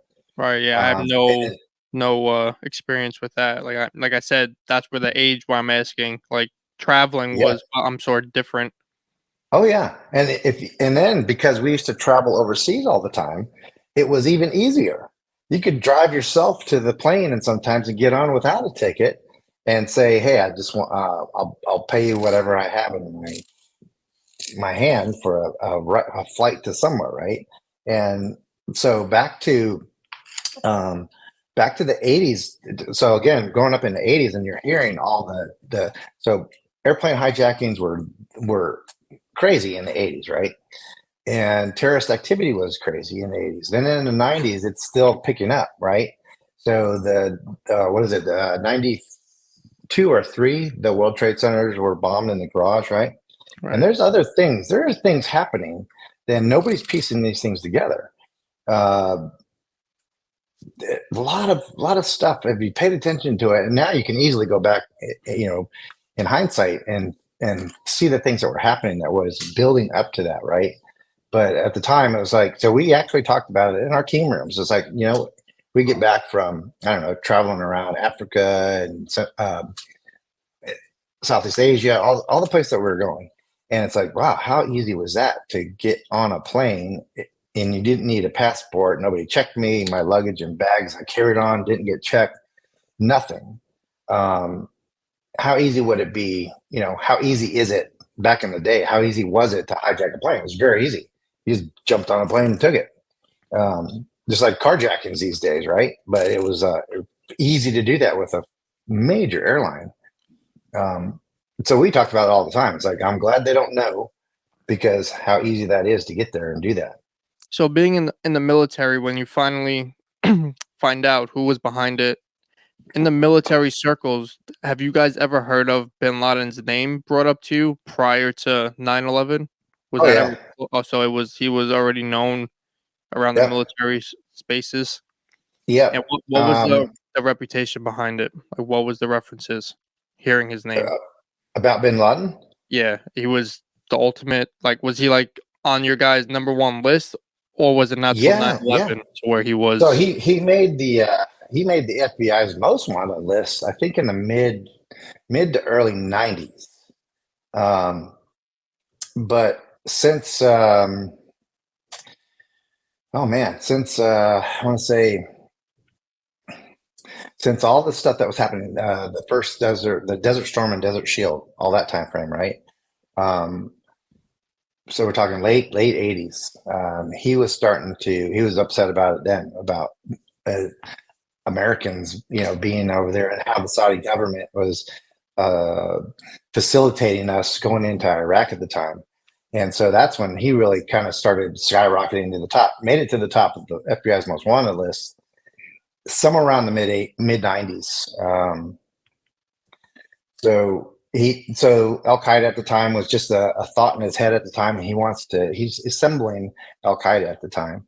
So he's getting that, I guess, the ideology spread, and it's growing, and now he's that guy. And that happened. That happened easily. I mean, it built up over years, but he was already on that list for a while. So 9/11 happens. What route do you end up taking? What was your decision? Well, I called back to the unit and they said, "Well, we're really not doing anything. So don't just enjoy your retirement and all this stuff." And yeah, ended up being big lies. but so I was Little like, hard to believe. what do I do? Right? I felt the need to contribute. It's like this is what I've been preparing for all my life, and this has happened. And so there was some things that I was thinking about. Well, because I didn't get back into it till was it late '03. So a couple of years goes by as I'm going to school and going to work and trying to live a regular life. But all this is happening, right? Afghanistan happens. And so by the time the invasion into Iraq happens, um, I'm feeling like I need to participate somehow. And I didn't really know how to do that. Then I was hearing about all the contracting things that were coming up. And it's like, so I didn't want to do that. I didn't want to do that initially until I heard, unless I was going with guys that I know. Finally, this company starts up and it's all the guys that I know. And so that's how I even get back into the mix there. So a little protection for State Department in Iraq at the time is how I started. And that gets me back into the mix, running around Baghdad during the early part of, or latter part of '03 into '04. So And real quick for viewers, the keep how you keep saying that you felt the need to contribute, you wanted to be there. Is it more like from your perspective in military as like a fear of missing out, like somebody almost not being invited to a party? Obviously, it's not a party, but you just felt that need, like I'm here in college, but my life should be over there. yeah, that's part of it. And it's also, I felt, hey, I have something to contribute, right? Other than what I'm doing right now. What am I doing right now? I wasn't doing shit. So yeah, and it's kind of with the guys that I was with and served with. Um, it's like I could be doing more than what I'm doing, right? And regardless what you're doing. Um, I have something more to contribute. I've had all this training, all this preparation, and I can apply myself to the cause, right? And yeah, that's how I found my way back into the war zones. If 9/11 didn't happen, would you have stood retired? Do you think? Probably, probably, Yeah. yeah, yeah, easily. That would have been it. So the first place you go is Iraq, Hmm. and you first get there in '03. Yeah, it was. Oh, would have been.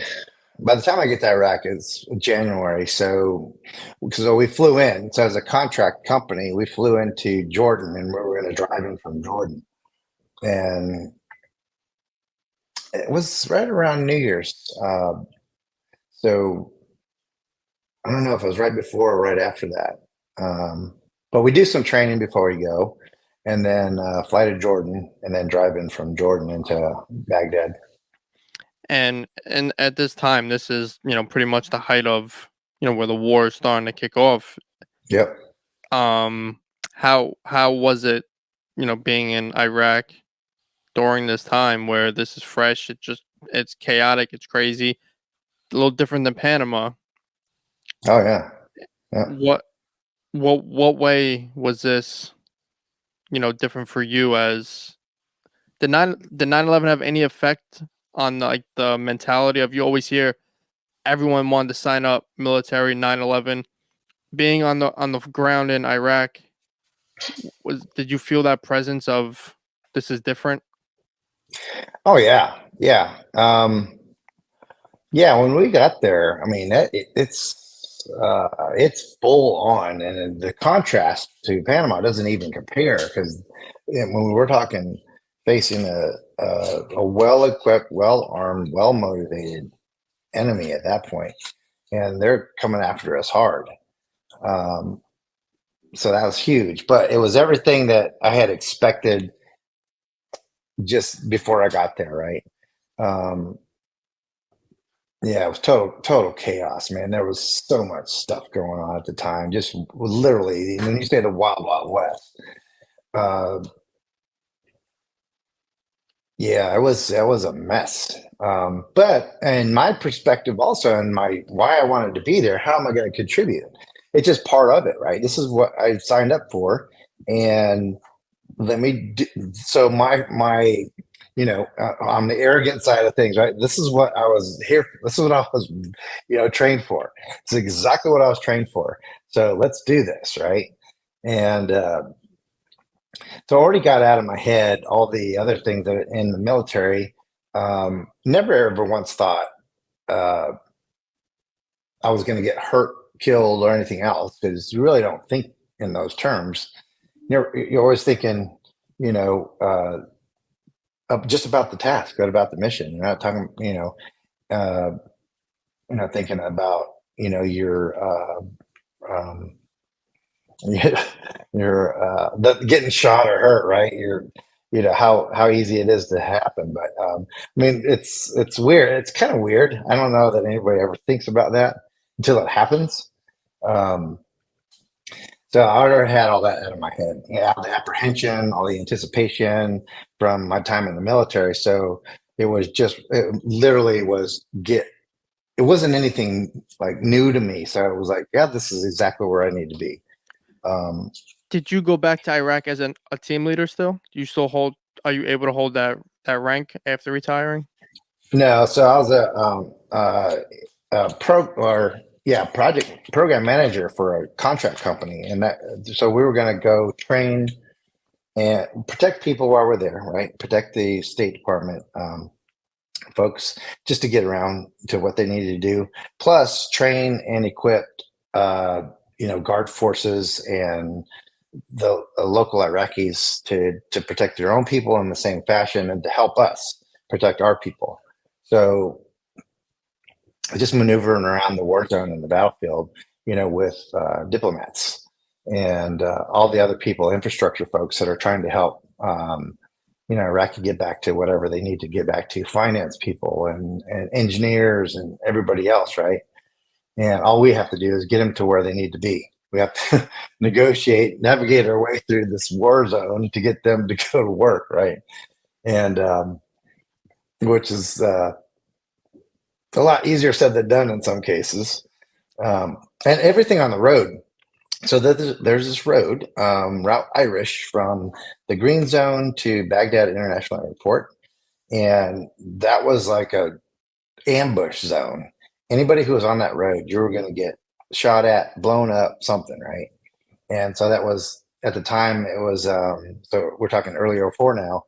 Was the most dangerous road in the world, I guess, is what they said it was. And because if you roll down that road, your likelihood of getting killed were pretty high. And we were going I down can see that why road they named it routinely. that road. Yeah. It was like, so Jesus. you have to have a pretty good road, a pretty good reason to be on that road. Jeez. And so Baghdad at the time was where everything's flying in, all your support, all your food and water and everything else. And so you had to. There was no getting around it. You had to get up and down that road, and they knew it. The bad guys knew it, and that's where the army was getting hit. I mean, anybody was a target going down that road.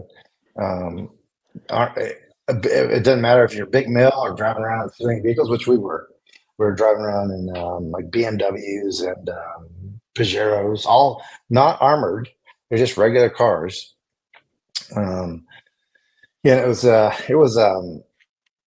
looked like it looked like a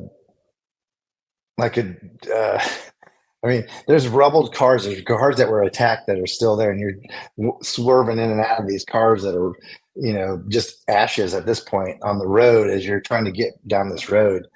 And every once in a while, the military would go down the road and just clear the roads and get all that garbage and the old cars that were attacked off the road and all that kind of stuff. But yeah, that was that was a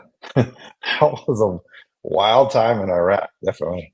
So I spoke to Dakota Meyer about this, and I think people have the misconception of, they think of the Taliban and their army and, whatever you want to call them, that they're a lot Yeah. smarter than people think they are, especially, in combat. Their accuracy is not great, but, their tactics, they know the mountains, they know the angles, they know the traps.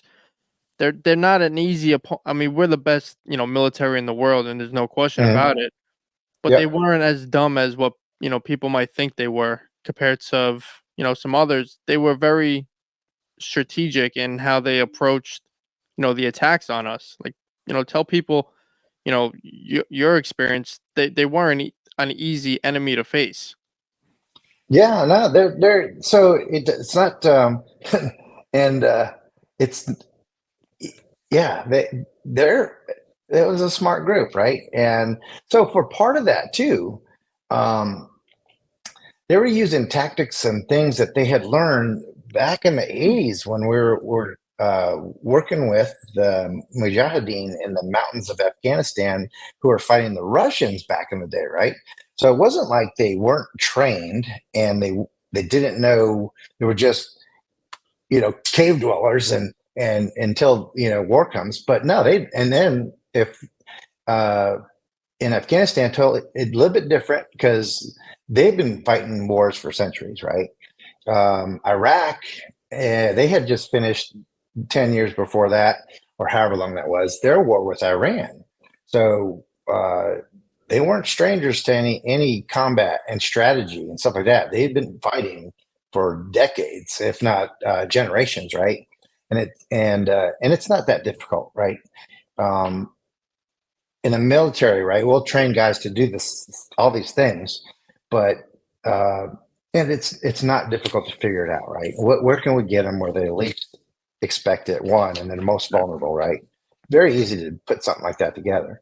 And I think And also then, in perspective, you have to put in consideration it, for viewers who have no idea about combat, it's almost like you're going into somebody else's house that you've never been to, that they're familiar with. They live there, all 24/7, and you're the stranger going into their house in the yeah, nighttime to fight them, where they have the advantage of it's their country, it's their home, they know it like the back of your hand. So you're already at a disadvantage.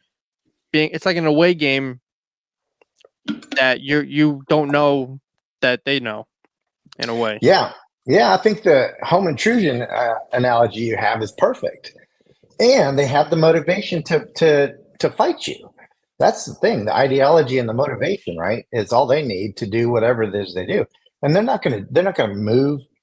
Um, they're not going to move like we do. They're not going to move like the military or something like that. But they don't have to. I mean, they got the home turf, and they know that we're abiding by a certain set of rules, which is the rules of engagement, right? And rules of engagement and all the other things that are determining and dictating what we do as soldiers. And we're playing by rules, and they don't have any rules. They have the ideology and the motivation. And so when you think about it too, it's like, what would you do if we were invaded, right? Or somebody was going to come into your home? You're going to protect it.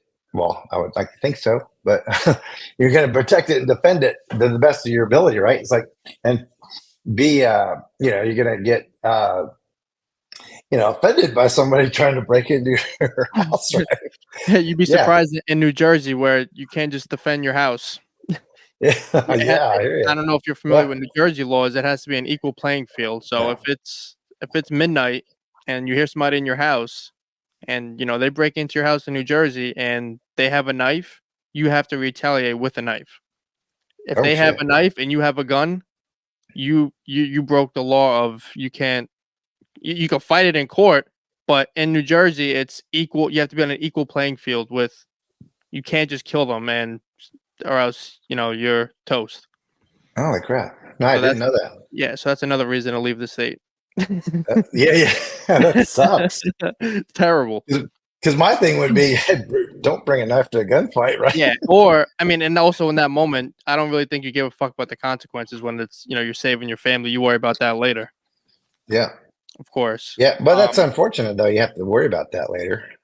Yeah, it's crazy. That's Too bad. the world we live in. And I don't know. It should be Yeah, the complete opposite. What? yeah. So going back to Iraq, what would you say? I mean, you've been to Afghanistan, you've been to Iraq. What's the two biggest differences? Major differences? Because I've always been told by a lot of vets, a lot of combat veterans that Afghanistan was like a different level of craziness. Is that Barbarianism. yeah, Yes. it was just like a whole different a whole different monster to being in Oh Iraq. yeah. And that says a lot because Iraq was rough. Yeah. Yeah. It's well, so if Iraq was more modernized, right? When all that started, that was actually a nice place to visit back in the day, right? Um, Businesses, banking, all the infrastructure. I mean, it was just like going anywhere else in the Western world, right? Um, Back in the day, right? But Afghanistan was never like that. So they have been fighting wars. Their last major war was with the Russians when the Russians invaded, right? So that's when you talk about where they started from when we got involved this time with them. Uh, Iraq was for all intents and purposes, was like any other Western world, very European influence, right? And not, I guess, what would you call that? Like, not as ideologically like focused on Islamic values and stuff like that. So no covers for the women. Women wore dresses and very Western culture. Western and actually very European culture is where Iraq started. Then they got involved with Iran, had a war with Iran, and all this stuff kind of changed a little bit. But they're used to war, right? They still have infrastructure. They still have basic necessities like the Western world does. Um, and then but yeah, Afghanistan was always so the time frame that the Russians were there, they were occupied by them for so long.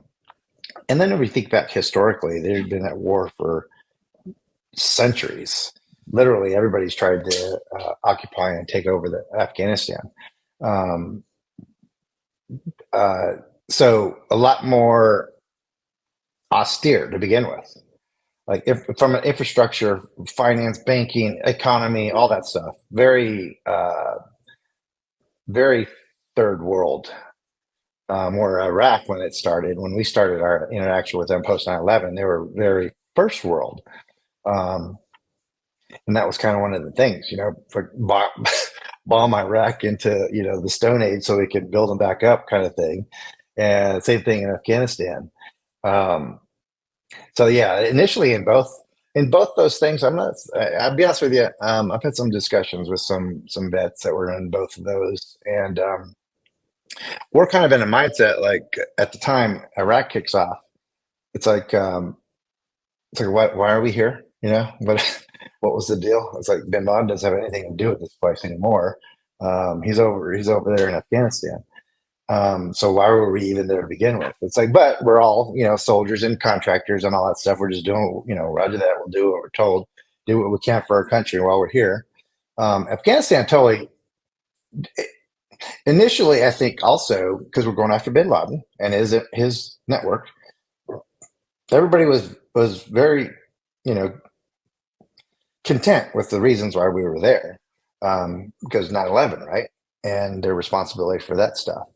But Iraq totally different, so it affects everybody's mindset for all this stuff. But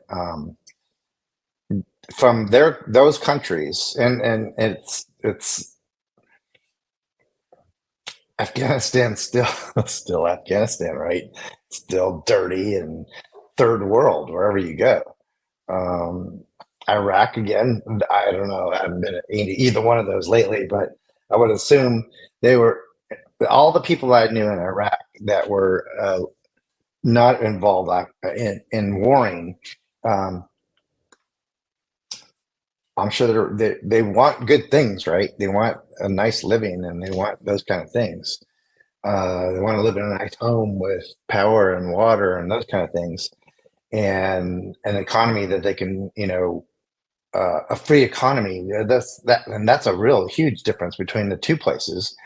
Afghanistan, they're very content with being third world.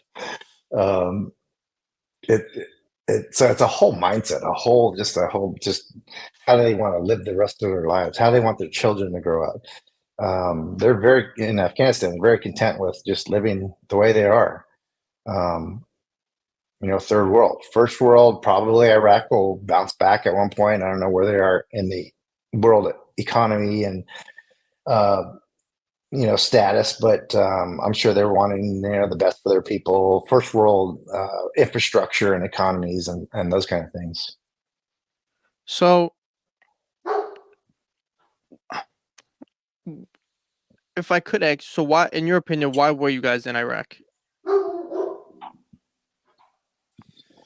Well, the cause was all weapons of mass destructions and what Saddam may be doing with those things, and then what his people would be doing with them if they got control of them.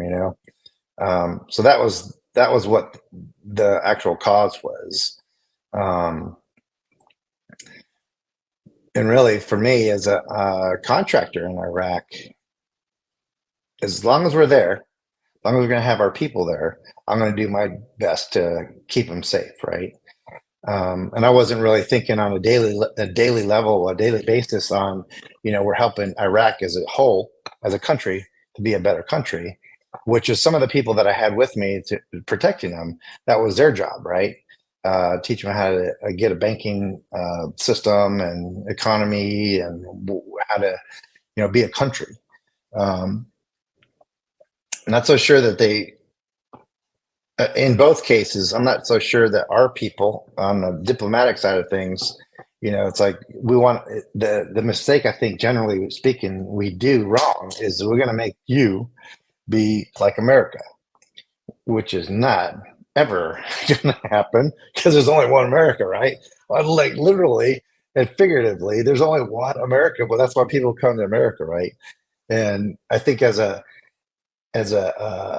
I guess a policy, it's like we'll make them a democracy and a free market economy, just like America. It's like, yeah, that ain't gonna happen. They don't want to do that. Yeah, that's where we make the mistake in all these countries that we ever go to. Ninja, let's take a quick 5-minute bathroom break if you don't mind. Come Sure. back. Just have a couple more topics I want to touch base with you. Sure. If you don't mind, Sounds good. shut your legs for 5 minutes. I will give you a chance to breathe. I know it's Yeah, a lot. I know it's a lot. Yeah. So, if you want to take a quick 5, I'll be right back in 5 minutes. Let's use the bathroom real quick. And we'll Taking continue. 5. Yeah. It's like not too long ago, really. But so I'm not. So I was still in the agency at the time, and I drank too much and wrecked my bike, right? And it was just me, me falling down and not making a turn. So nobody else was injured but me, thank God. But during the counseling I went to afterwards, right, the counselor writes this thing, has me write this timeline, and then because I drank too much. That was the thing, right? So where, like from birth, this timeline of incidents, right? I had to do the same thing to get checked out for TBI too, and it was like, what has happened to you, and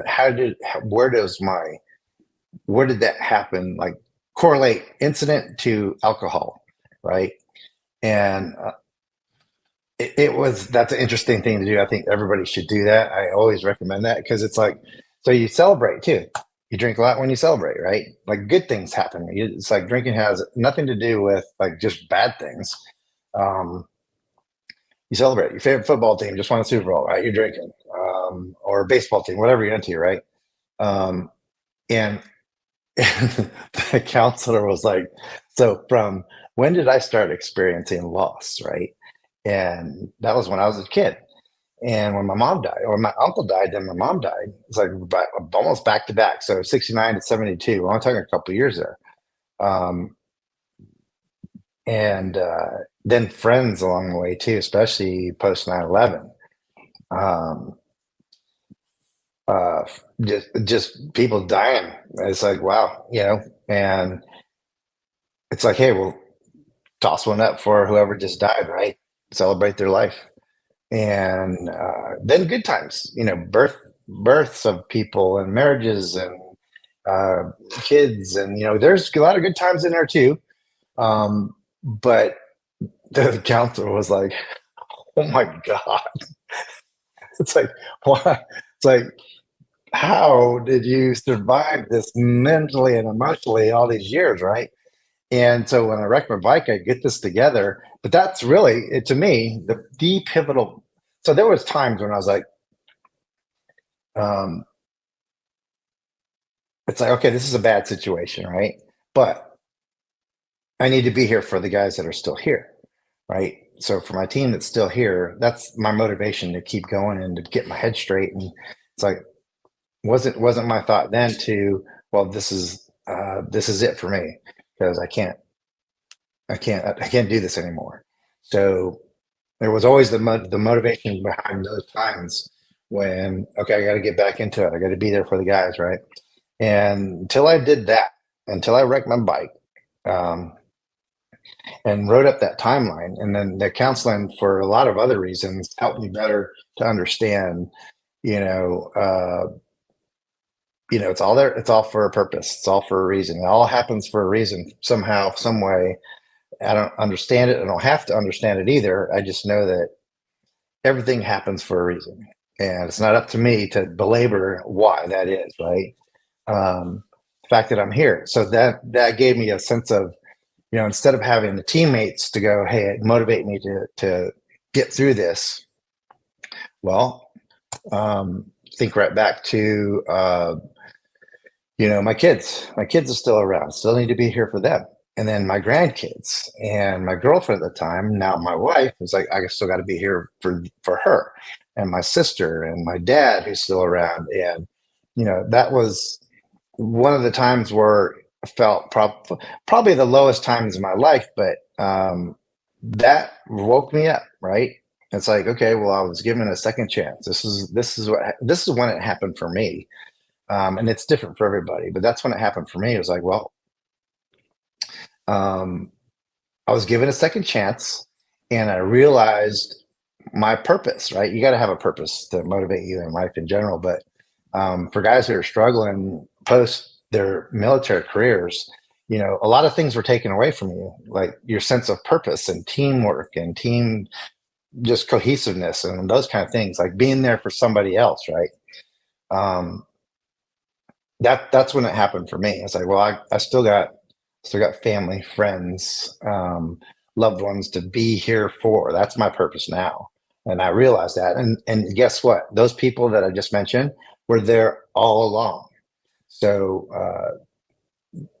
and I've thought about them quite often in those early days, all the days and all these other bad things are happening.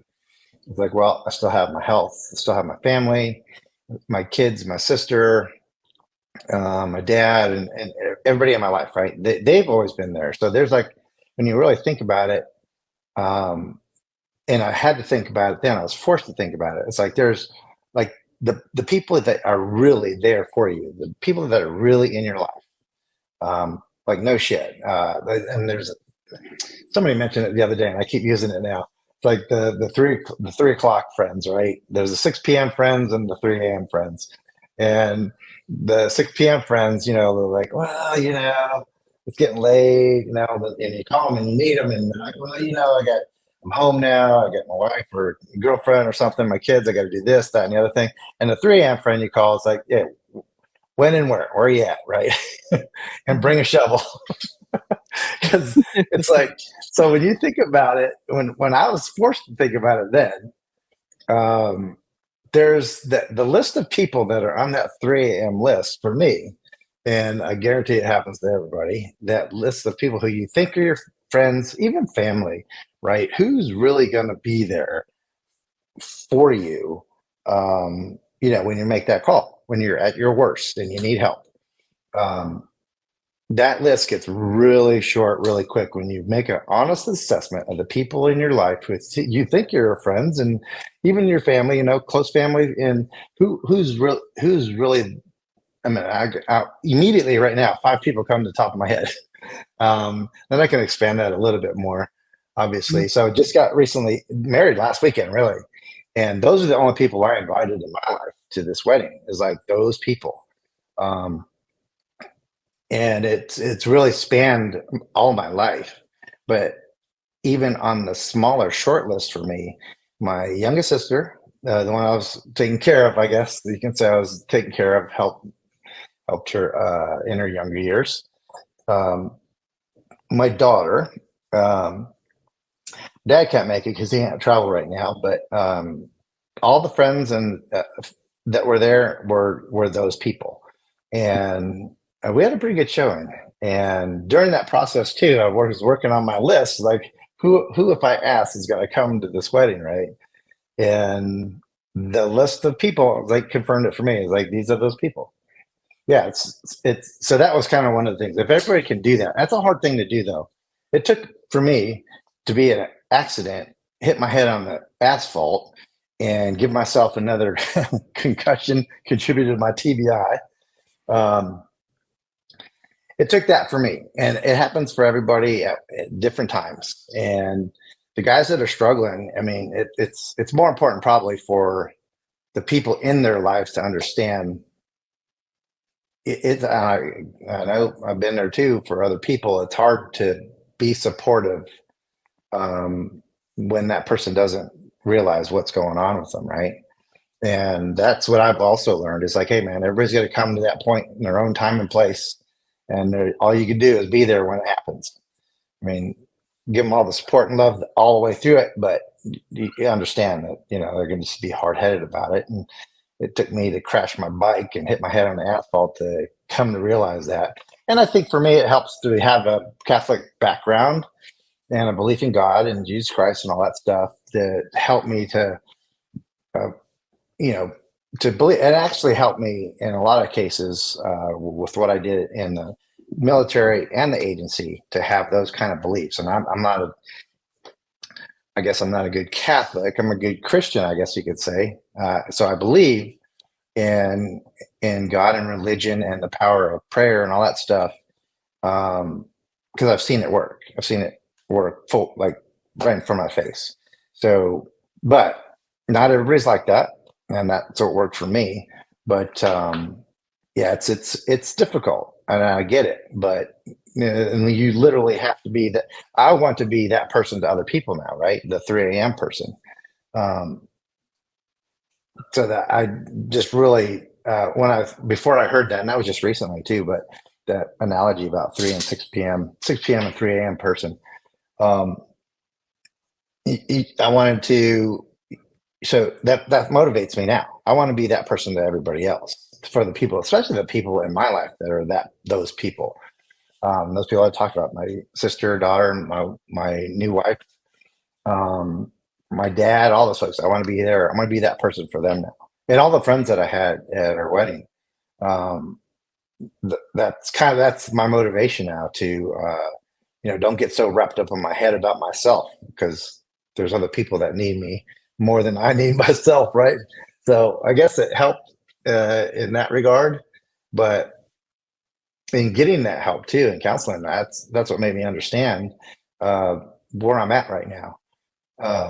Because I was if you talk to me about I'm going to say, let's see,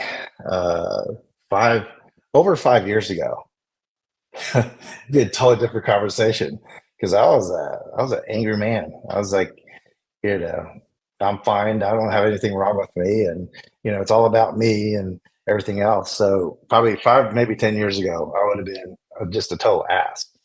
And apparently I was during those times. But Yeah, it's totally, dude. Literally a whole new perspective on not, not life, but how I fit into it, right? And what my purpose is. Yeah, totally different from that experience. Man, that was heavy.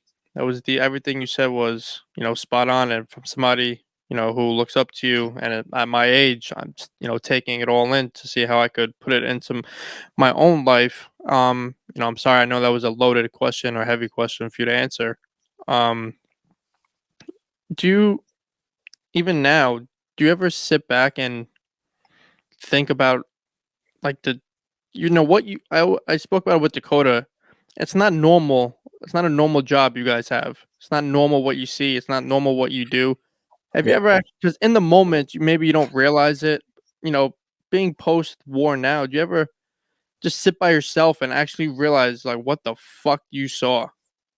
Like the most inhumane, or do you not even try to even dwell on it? Or is like, do you ever think like, this is what, it's not normal what I've seen and what I've done? Does yeah, that come to your head?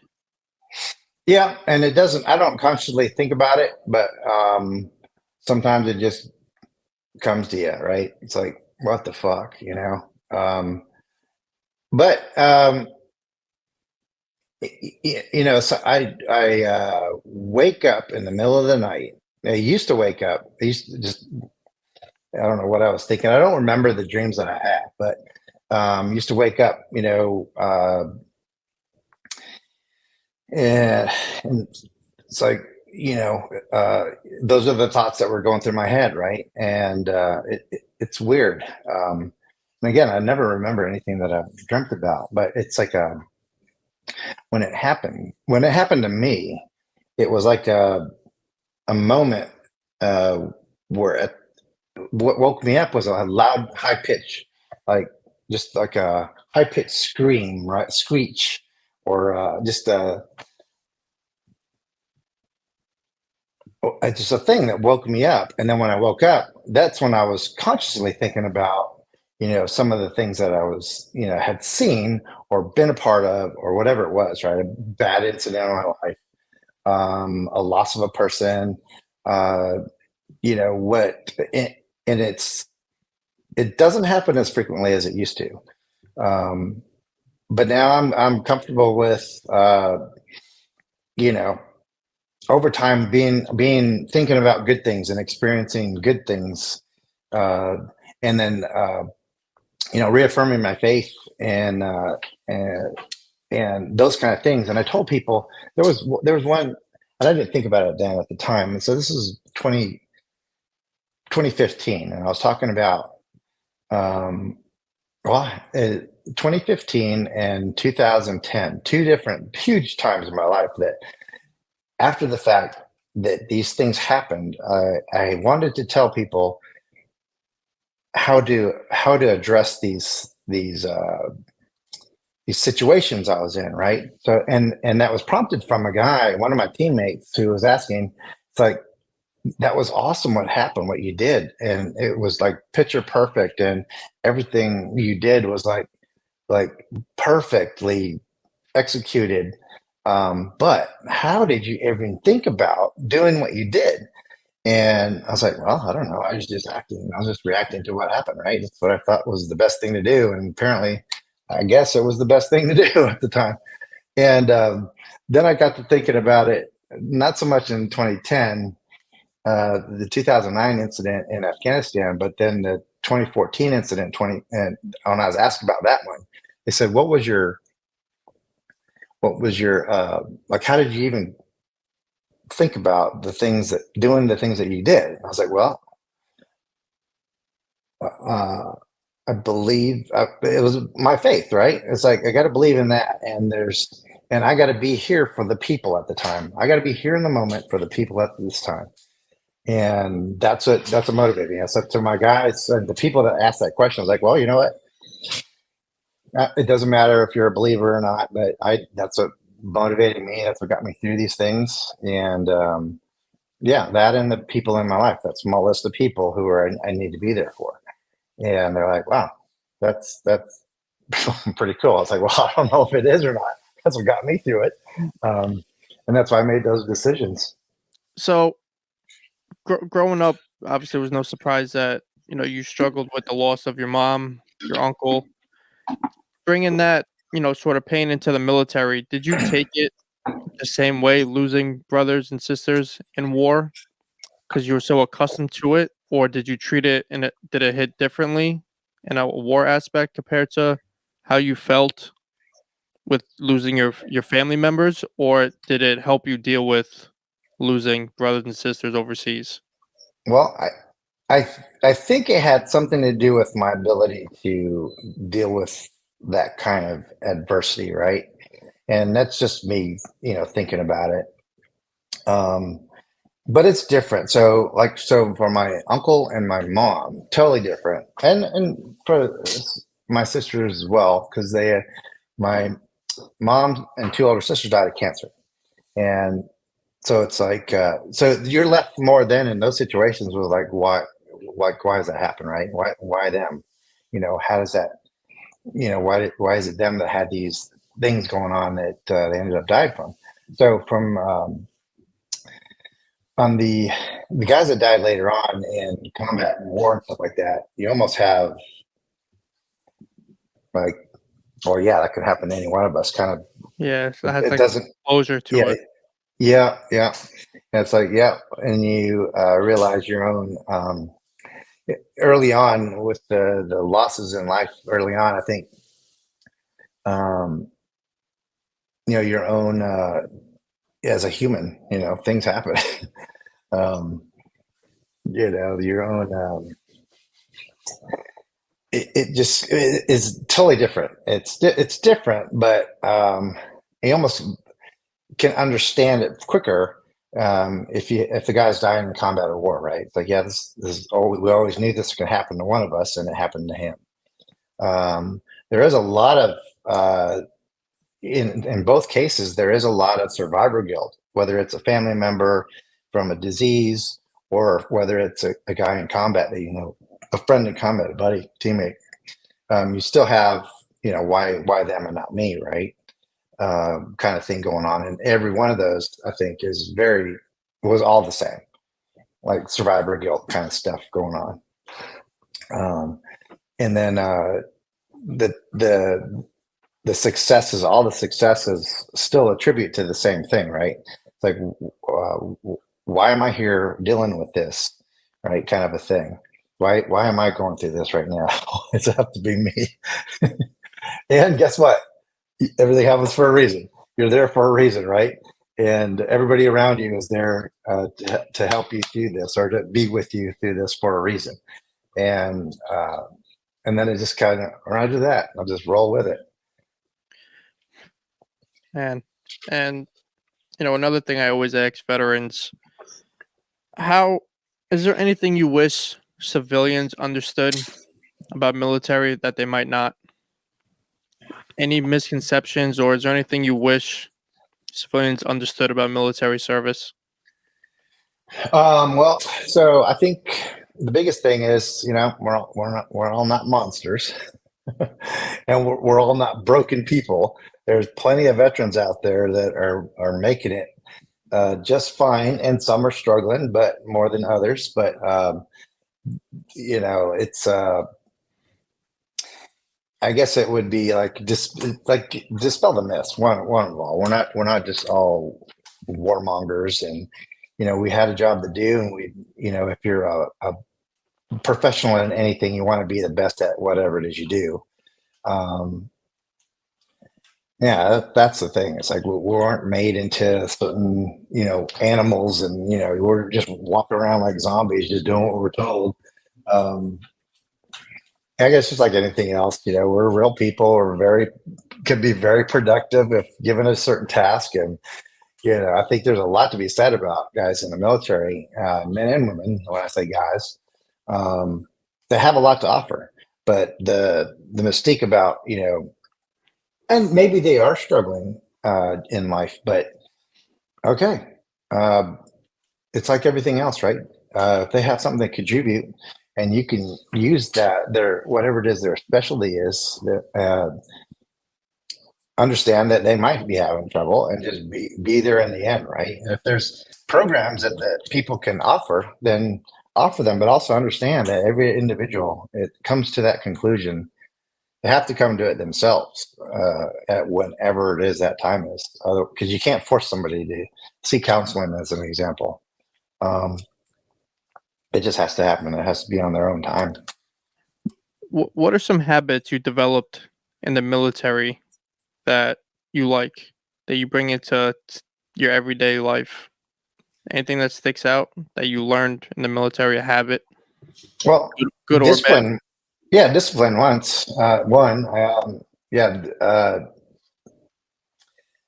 discipline and just to complete a task, right? Whatever that is. I mean, that's applies to everything, professionally, personally, all that stuff. That's the biggest thing, and that's kind of what I see now, right? The lack of discipline in people, right? It's like, yeah, somebody needs to tighten your ass up, right? And the self discipline, just have enough, man, just have enough like self awareness, I guess, or self discipline to be a better person. If that's the case, whatever it is, right? Yeah, and don't. I think the thing about the military too is like, if you know, it depends on where that person is, right, in their life. Um, nobody's at the same spot, right, in their head. Uh, so you say hello to somebody, a different vet, two different vets, you're going to get a totally different response from both those people, right? One might just give you like a dirty look and say whatever, you know, and the other one might say hi back, right? It all depends on where they're at in their own personal lives at that point. And yeah, hell, man, it's I guess you know, just like I tell the guys too, the military guys that are in, or that are in the business, right? Whether it's federal government or the military, um, I don't I've learned to not expect the same level of discipline in people that weren't military. When it happens, it's great. It's a good surprise, right? To have, but don't expect them all to be, to have the same kind of discipline. Or the same, they're not you, right? So that's the same with inverse, right? Civilians to military. Hey, they're not you. So be respected. I mean, that's like a normal human thing to do, right? Just be respectful. So the moral of the story is just be a good person. Just be a good human. Yeah. That's it. It's not that hard just to be a decent person. Well, I mean, yeah. easier said than done, right? In some cases. We won't use California as an example. Right. And then you go back to the whole like don't treat anybody that any more than you would want to be treated, right? Again, another easier said than done thing in most cases. Don't be an ass. So you just got married, like you said. Congratulations. You've been with Thank you. her for how long? Let's see, about 3 years now. 3 years. Were you in any kind of relationship when you were in Iraq, Afghanistan? Oh yeah. And you hear a lot of stories of failed marriages with the military, or the Yeah. woman's cheating, or he comes home and it just doesn't work out. In your opinion, could you give advice on what do you think a successful marriage takes in being in the military? Well, so while I was I have two marriages while in my military career, and then my career in the agency. So this is my third marriage. And it's really no different than any other relationship, really. A lot of compromises. That's really all it is. A lot of compromises, understanding where the other person's at, and their perspective on things. And it's like anything else, really. You don't have to agree with it. You don't have to, but accept it. And if it's not acceptable, then all right, then I guess it shouldn't be a relationship you're in, right? Right, and I always say when I hear them, tell the stories of the cheating or it's not working out, and I always say Yeah, you should be aware of what you're signing up for. As not and not, I say that from the female perspective is you're going into a relationship with a military member. They're going to go overseas. You have to commit to that before you get serious. It's not like it's a surprise to where, oh, he's gone for months and you know what you sign up for, and you have to have that loyalty to him prior to obviously cheating or getting a divorce or whatever yeah, the situation could be. It wasn't a surprise when you first met. Is the point? yeah. I think it's from what I hear is also it's not. If it wasn't going to be, then it's not just the military that made it happen. It's not their circumstances. It would have happened regardless. It either was or wasn't to begin with. And so I don't think that's any different than any other profession where you spend a lot of time in your profession and it takes you away from your family, right? Um, and that's only just what I've heard from other folks that are not in the military that go through the same things. Um, yeah, if it wasn't to begin with, it was never going to be there anyway. So post military, you start working for the CIA, and Mhm. to civilians, you hear the CIA, and it's like the secret. It's like the Illuminati of America. It's the CIA.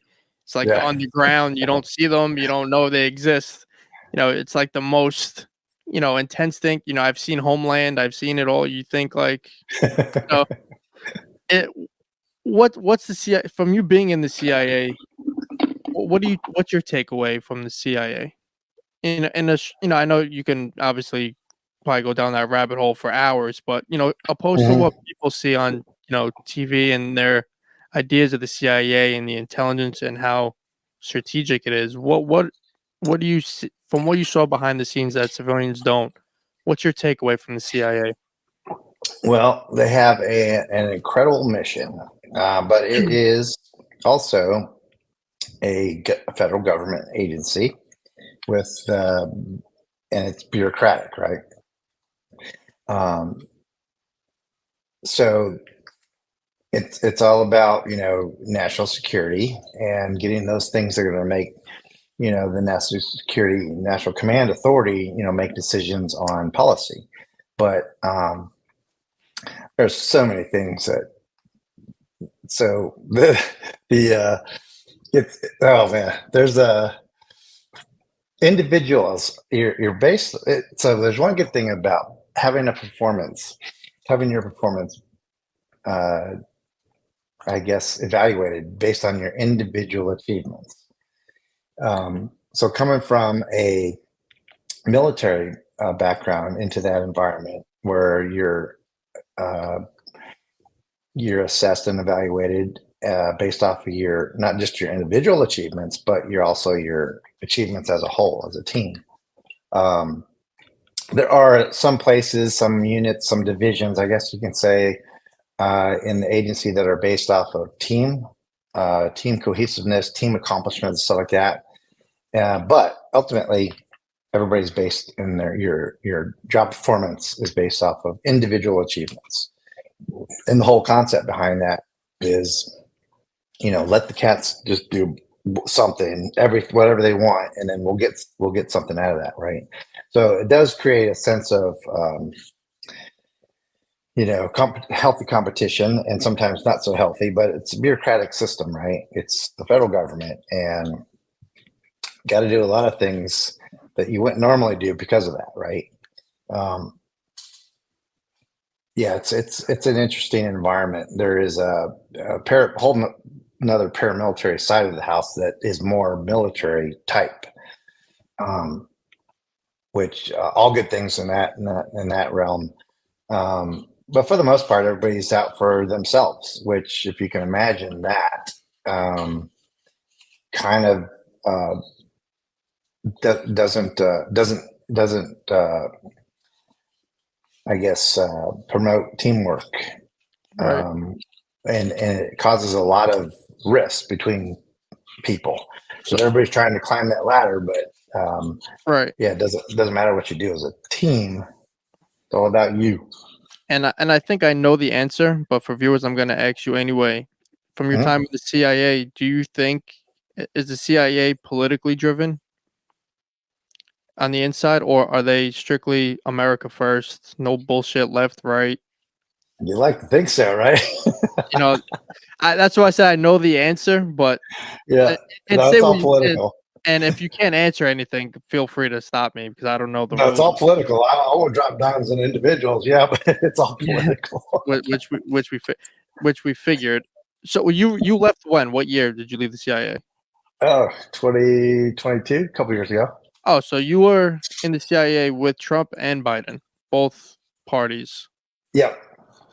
Did you see it? Was there a difference? Well, no, I wasn't there with. Well, I caught Biden at the last part of it, and nothing good I can say about that little stint. Yeah, Okay, yeah, that was that, not a good that time. That motivated me even more to to get retire. out. Yeah, Right. I think that that sentence answers all the questions on that one, which we already knew going in. yeah. So in the CIA, what was your tasks? What was it? Homeland security. So most of it was personal protection. So what we did was went out to uh, protect intel collectors. That's part of the operational side of the agency. Those are the people going out to get information, right? And in the war zones, it was talking to some pretty bad people.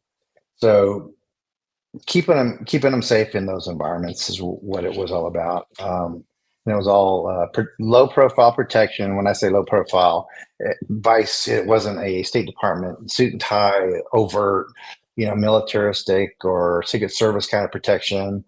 You're dressed however you dress, wherever you are in the world. You're dressed either professional business, local clothes, or whatever you were, or just regular, you know, uh, jeans and a button down shirt kind of thing, or polo shirt or something. It all depended, but no, do more with less. You had one or two people um, protecting one person who's going to go talk to some folks, try to get some information. And yeah, it's pretty good. So from a protection standpoint, probably the most honorable profession I've ever, and that's why I stayed in it for so long. Uh, the most honorable profession I think you can be in. And in the places that we were going were just not very good places, and some of the people that our people had to talk to, not good people at all. If But if you took away your military experiences and that whole career, could you have still made this best career as a CIA agent, or do you think you owe it all to the military experience? no, that's why even I was hired because of my military experience. Yeah, and that's that. Most of the guys that were doing that was based off of their previous experience. So I don't know if you're aware of this, but you have to debunk a conspiracy for us. Mhm. There's a big conspiracy all over TikTok, Instagram about the CIA, and I don't know if you've seen it. The one clip of the guy, there's this bald guy. I don't know if he's protecting the president or who he is, and Mhm. they're saying CIA agents are wearing fake arms, prosthetic arms, as they're walking, and Oh yeah, I heard about that. their real arms are in the jacket holding a gun, and they're walking around with plastic arms. Is the CIA wearing plastic arms, or is that No, bullshit? that's bullshit. So it's all bullshit. So I don't know who Yeah, this guy was, but he had I looked like to me a plastic arm. Maybe he lost his arm, the poor guy, or whatever it was. But it gained a lot of traction, and I was forced to ask you that question when I told people I had a CIA agent coming on, and they said yeah, you have to ask about the goddamn plastic arms. Is it real or is it fake? yeah. Sure as I shit. just recently heard that. Thank God I had because I was like, yeah, no, that's bullshit. What is a diplomatic security office? Is that what you were just speaking on? Is that the same Yeah, thing? so the State Department of State has a Bureau of Diplomatic Security underneath their Bureau of uh, uh, uh, so they have diplomatic agents, and they're at all the embassies overseas, and they do just protection details. So whoever the ambassador and other folks that are at the embassy who are need to be protected in wherever country they are. Those are those guys. So suit and tie mostly. A very traditional. When I say motorcade, it's a convoy of vehicles with the ambassador and other cars that are along with it that are going to a certain place. That's so when you talk about Secret Service, when you talk about the Presidential Protection Detail, same thing, but at a ambassador level, not a presidential level. So how does somebody get to protect the president? Is it years in? Is it political? Is it, how do you get openings? You got to be lucky. I have no idea. I think the whole Secret Service thing. They have a uniform division as well, which are more tactically oriented and response oriented, reaction to stuff. A lot of that is similar to what I did at the agency. You have to have a military background or some sort of previous experience in that, SWAT cop or something like that. And then when you apply for the uniform division in the Secret Service, then you kind of get into those roles, more tactical oriented. The Presidential Protective Detail, I'm not sure exactly how you get into that. I'm guessing that comes from internal inside the Secret Service or the Treasury Department. And then you apply from there. That I have no idea how to get into that. Well, if you told Joe Biden that Peyton Manning was protecting him, he'd probably believe it. So did you have to move when you joined the CIA? Or were you able to live in Georgia, or you had to be? Well, I had to live in the DC area. Yeah, and I was already in Maryland when I retired in the military. I was in Maryland, so I was in that area, and I kind of already assumed I was going to be in that area for a while because I again initially applied with the Secret Service and the State Department. So ended up living in moved to Virginia across the Potomac. My whole time there, the rest of my time, I lived in Virginia. And then eventually moved a little bit further away in West Virginia before I retired, which is an hour away. A lot of folks that make that commute every day are living in that area in West Virginia, Pennsylvania, and all kinds of places over there. So I always, towards the end of the show, I always ask the veterans the same questions. Before we get to the fun ones, I always ask this question because I always get a different, interesting answer. And it's never the same, generic answer.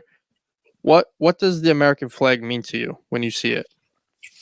When you see the flag, after all you've been through, after serving, after your freedom and walking down the street, seeing what it's like, what does the flag actually mean to you, who's been in the hell and knows freedom? Because I guess, and what I'm trying to say is, people, I think, have this entitlement in 2024, and they don't realize how good they have it here compared to Russia, China, and all the people who said they were going to move, leave the country when Trump came in. They're still here. I was going to say they're still here. They're still here. So I think this entitlement that really irks me. What does the flag mean when you see it? Do you even care about that bullshit? It's everything to me. It's exactly representative of what we were doing the whole time, why we were doing anything, right? Anywhere we go, anywhere I had a flag. If there wasn't one flying, I raised it wherever we were. Always had one in my backpack when we call them go bags and stuff like that. Always had one. It means everything. I mean, it means when you, and I only hear it when we're overseas, and what they think it means too. It means everything. It means freedom. It means all things good, right? And that's like the single most motivational thing you can see in all the places I've ever been. And unfortunately, back here in the States, you hear just all kinds of, there's nothing good. The whole national anthem stuff. I mean, it literally gets me emotional when I hear the national anthem.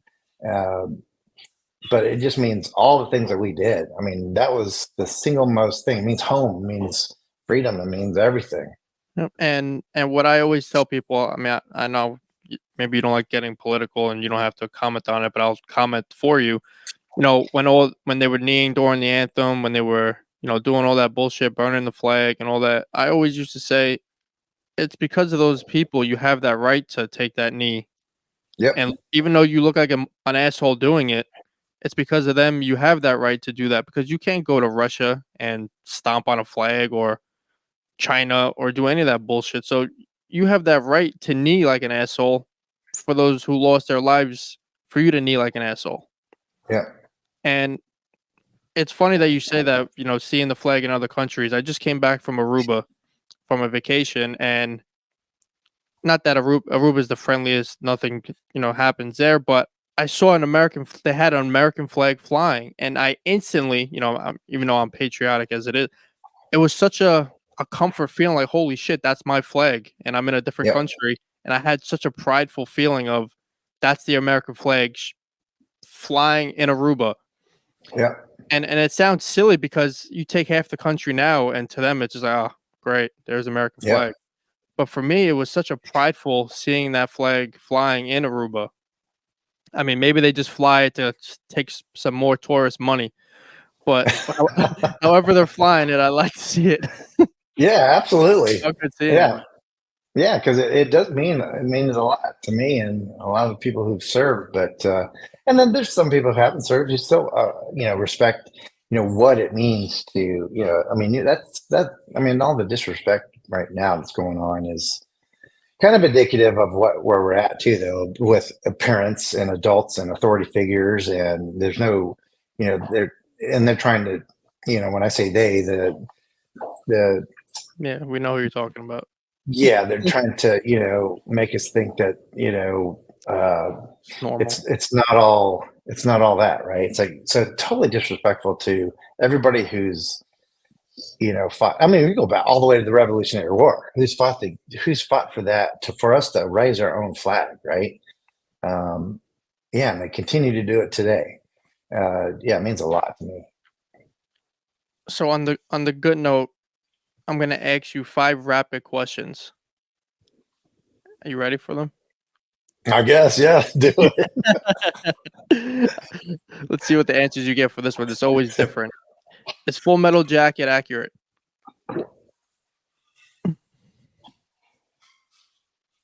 No, That's the majority of the answer that we usually get on that one.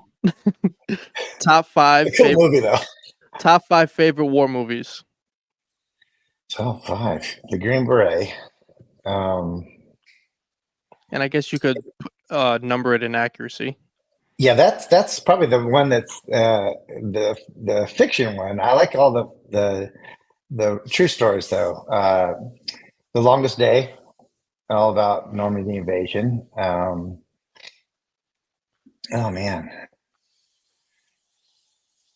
The Green Beret, The Longest Day. The Longest Day is a long movie too. Top five.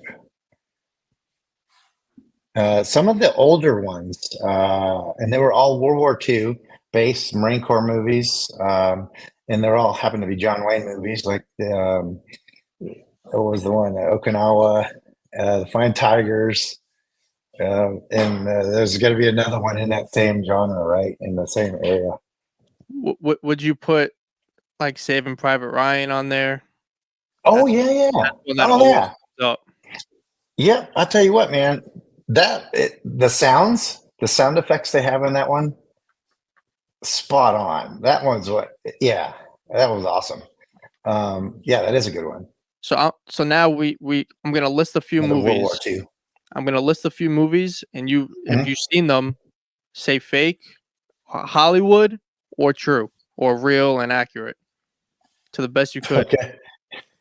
So we did Full Metal Jacket. We know that's fake. Yeah. American Sniper.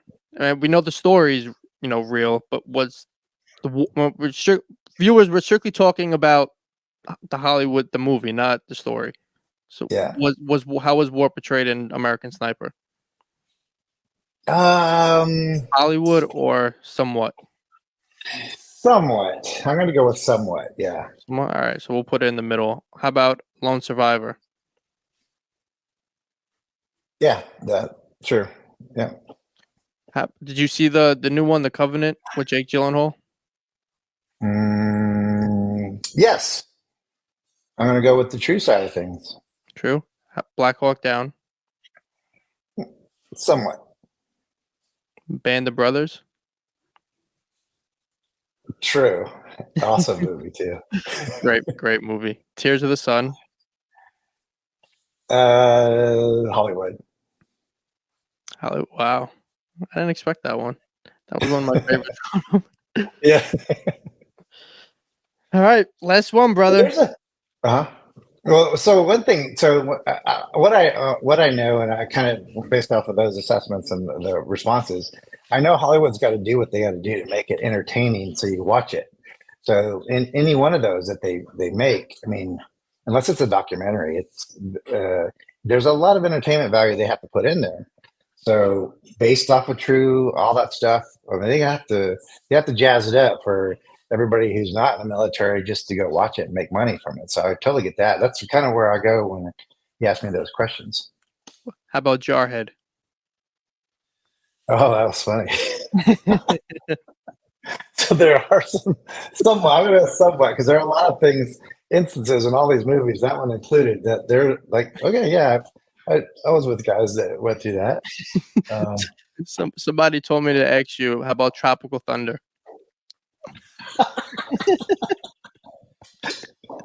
Badass movie, all fake.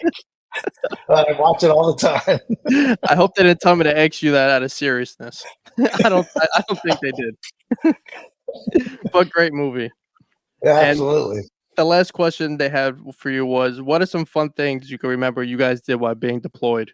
Was there any pranks, any, fun laughs specifically that you remember? Any fun times you guys would do, play cards? Oh yeah, shoot, I can't remember any though. Just a bunch of it all. Yeah, I can't think of anything. And the last question. That's part of life, though. You gotta liven it up. And the last question somebody wanted me to ask: what food did you crave the most when you were deployed? Steak. Nice steak. And how do you like your steak cooked? Medium rare. All right, there's no other right answer. Yeah. Every time I used to come back home, it was always get a steak or a brisket. Go back and get real meat and potatoes and a beer. If you have your steak anything other than bleeding, it's not a steak. That's right. Putting it out there. Ninja, it's been a pleasure, brother. I appreciate you so much for everything you stand for coming on the show, for sharing your story. I had a great time. I had, the viewers are going to love you, and you've been great. And I appreciate your service and for coming on my platform and sharing your story with me and everything. Oh, I almost did forget to ask you. I have asked every single guest. I'm having my first son in June, my first child. I always ask all the congratulations. Vets, thank you, brother. I always ask all the vets that come on the show if they could give me one piece of advice going into fatherhood. What would that advice be? Oh, patience and discipline. Yeah, let kids be kids too. Let them do guy stuff. Oh, he's gonna get hurt. He ain't gonna be putting on a dress. He's gonna be using the men's room, and he ain't putting on a dress. So that's one thing we got clear. Yeah, let him get to the point where break shit. Like, those are good things. Ninja, I appreciate you, brother. If I ever come thanks to for having me on. Yeah. If I ever come to Georgia, I would love to learn to shoot from you. Absolutely. Because we don't get much of that out here. I will, brother. Yeah. I'll keep in touch, my man. All right. Thanks for having me on, man. Thank you, Ninja. Later, brother. All right. Bye.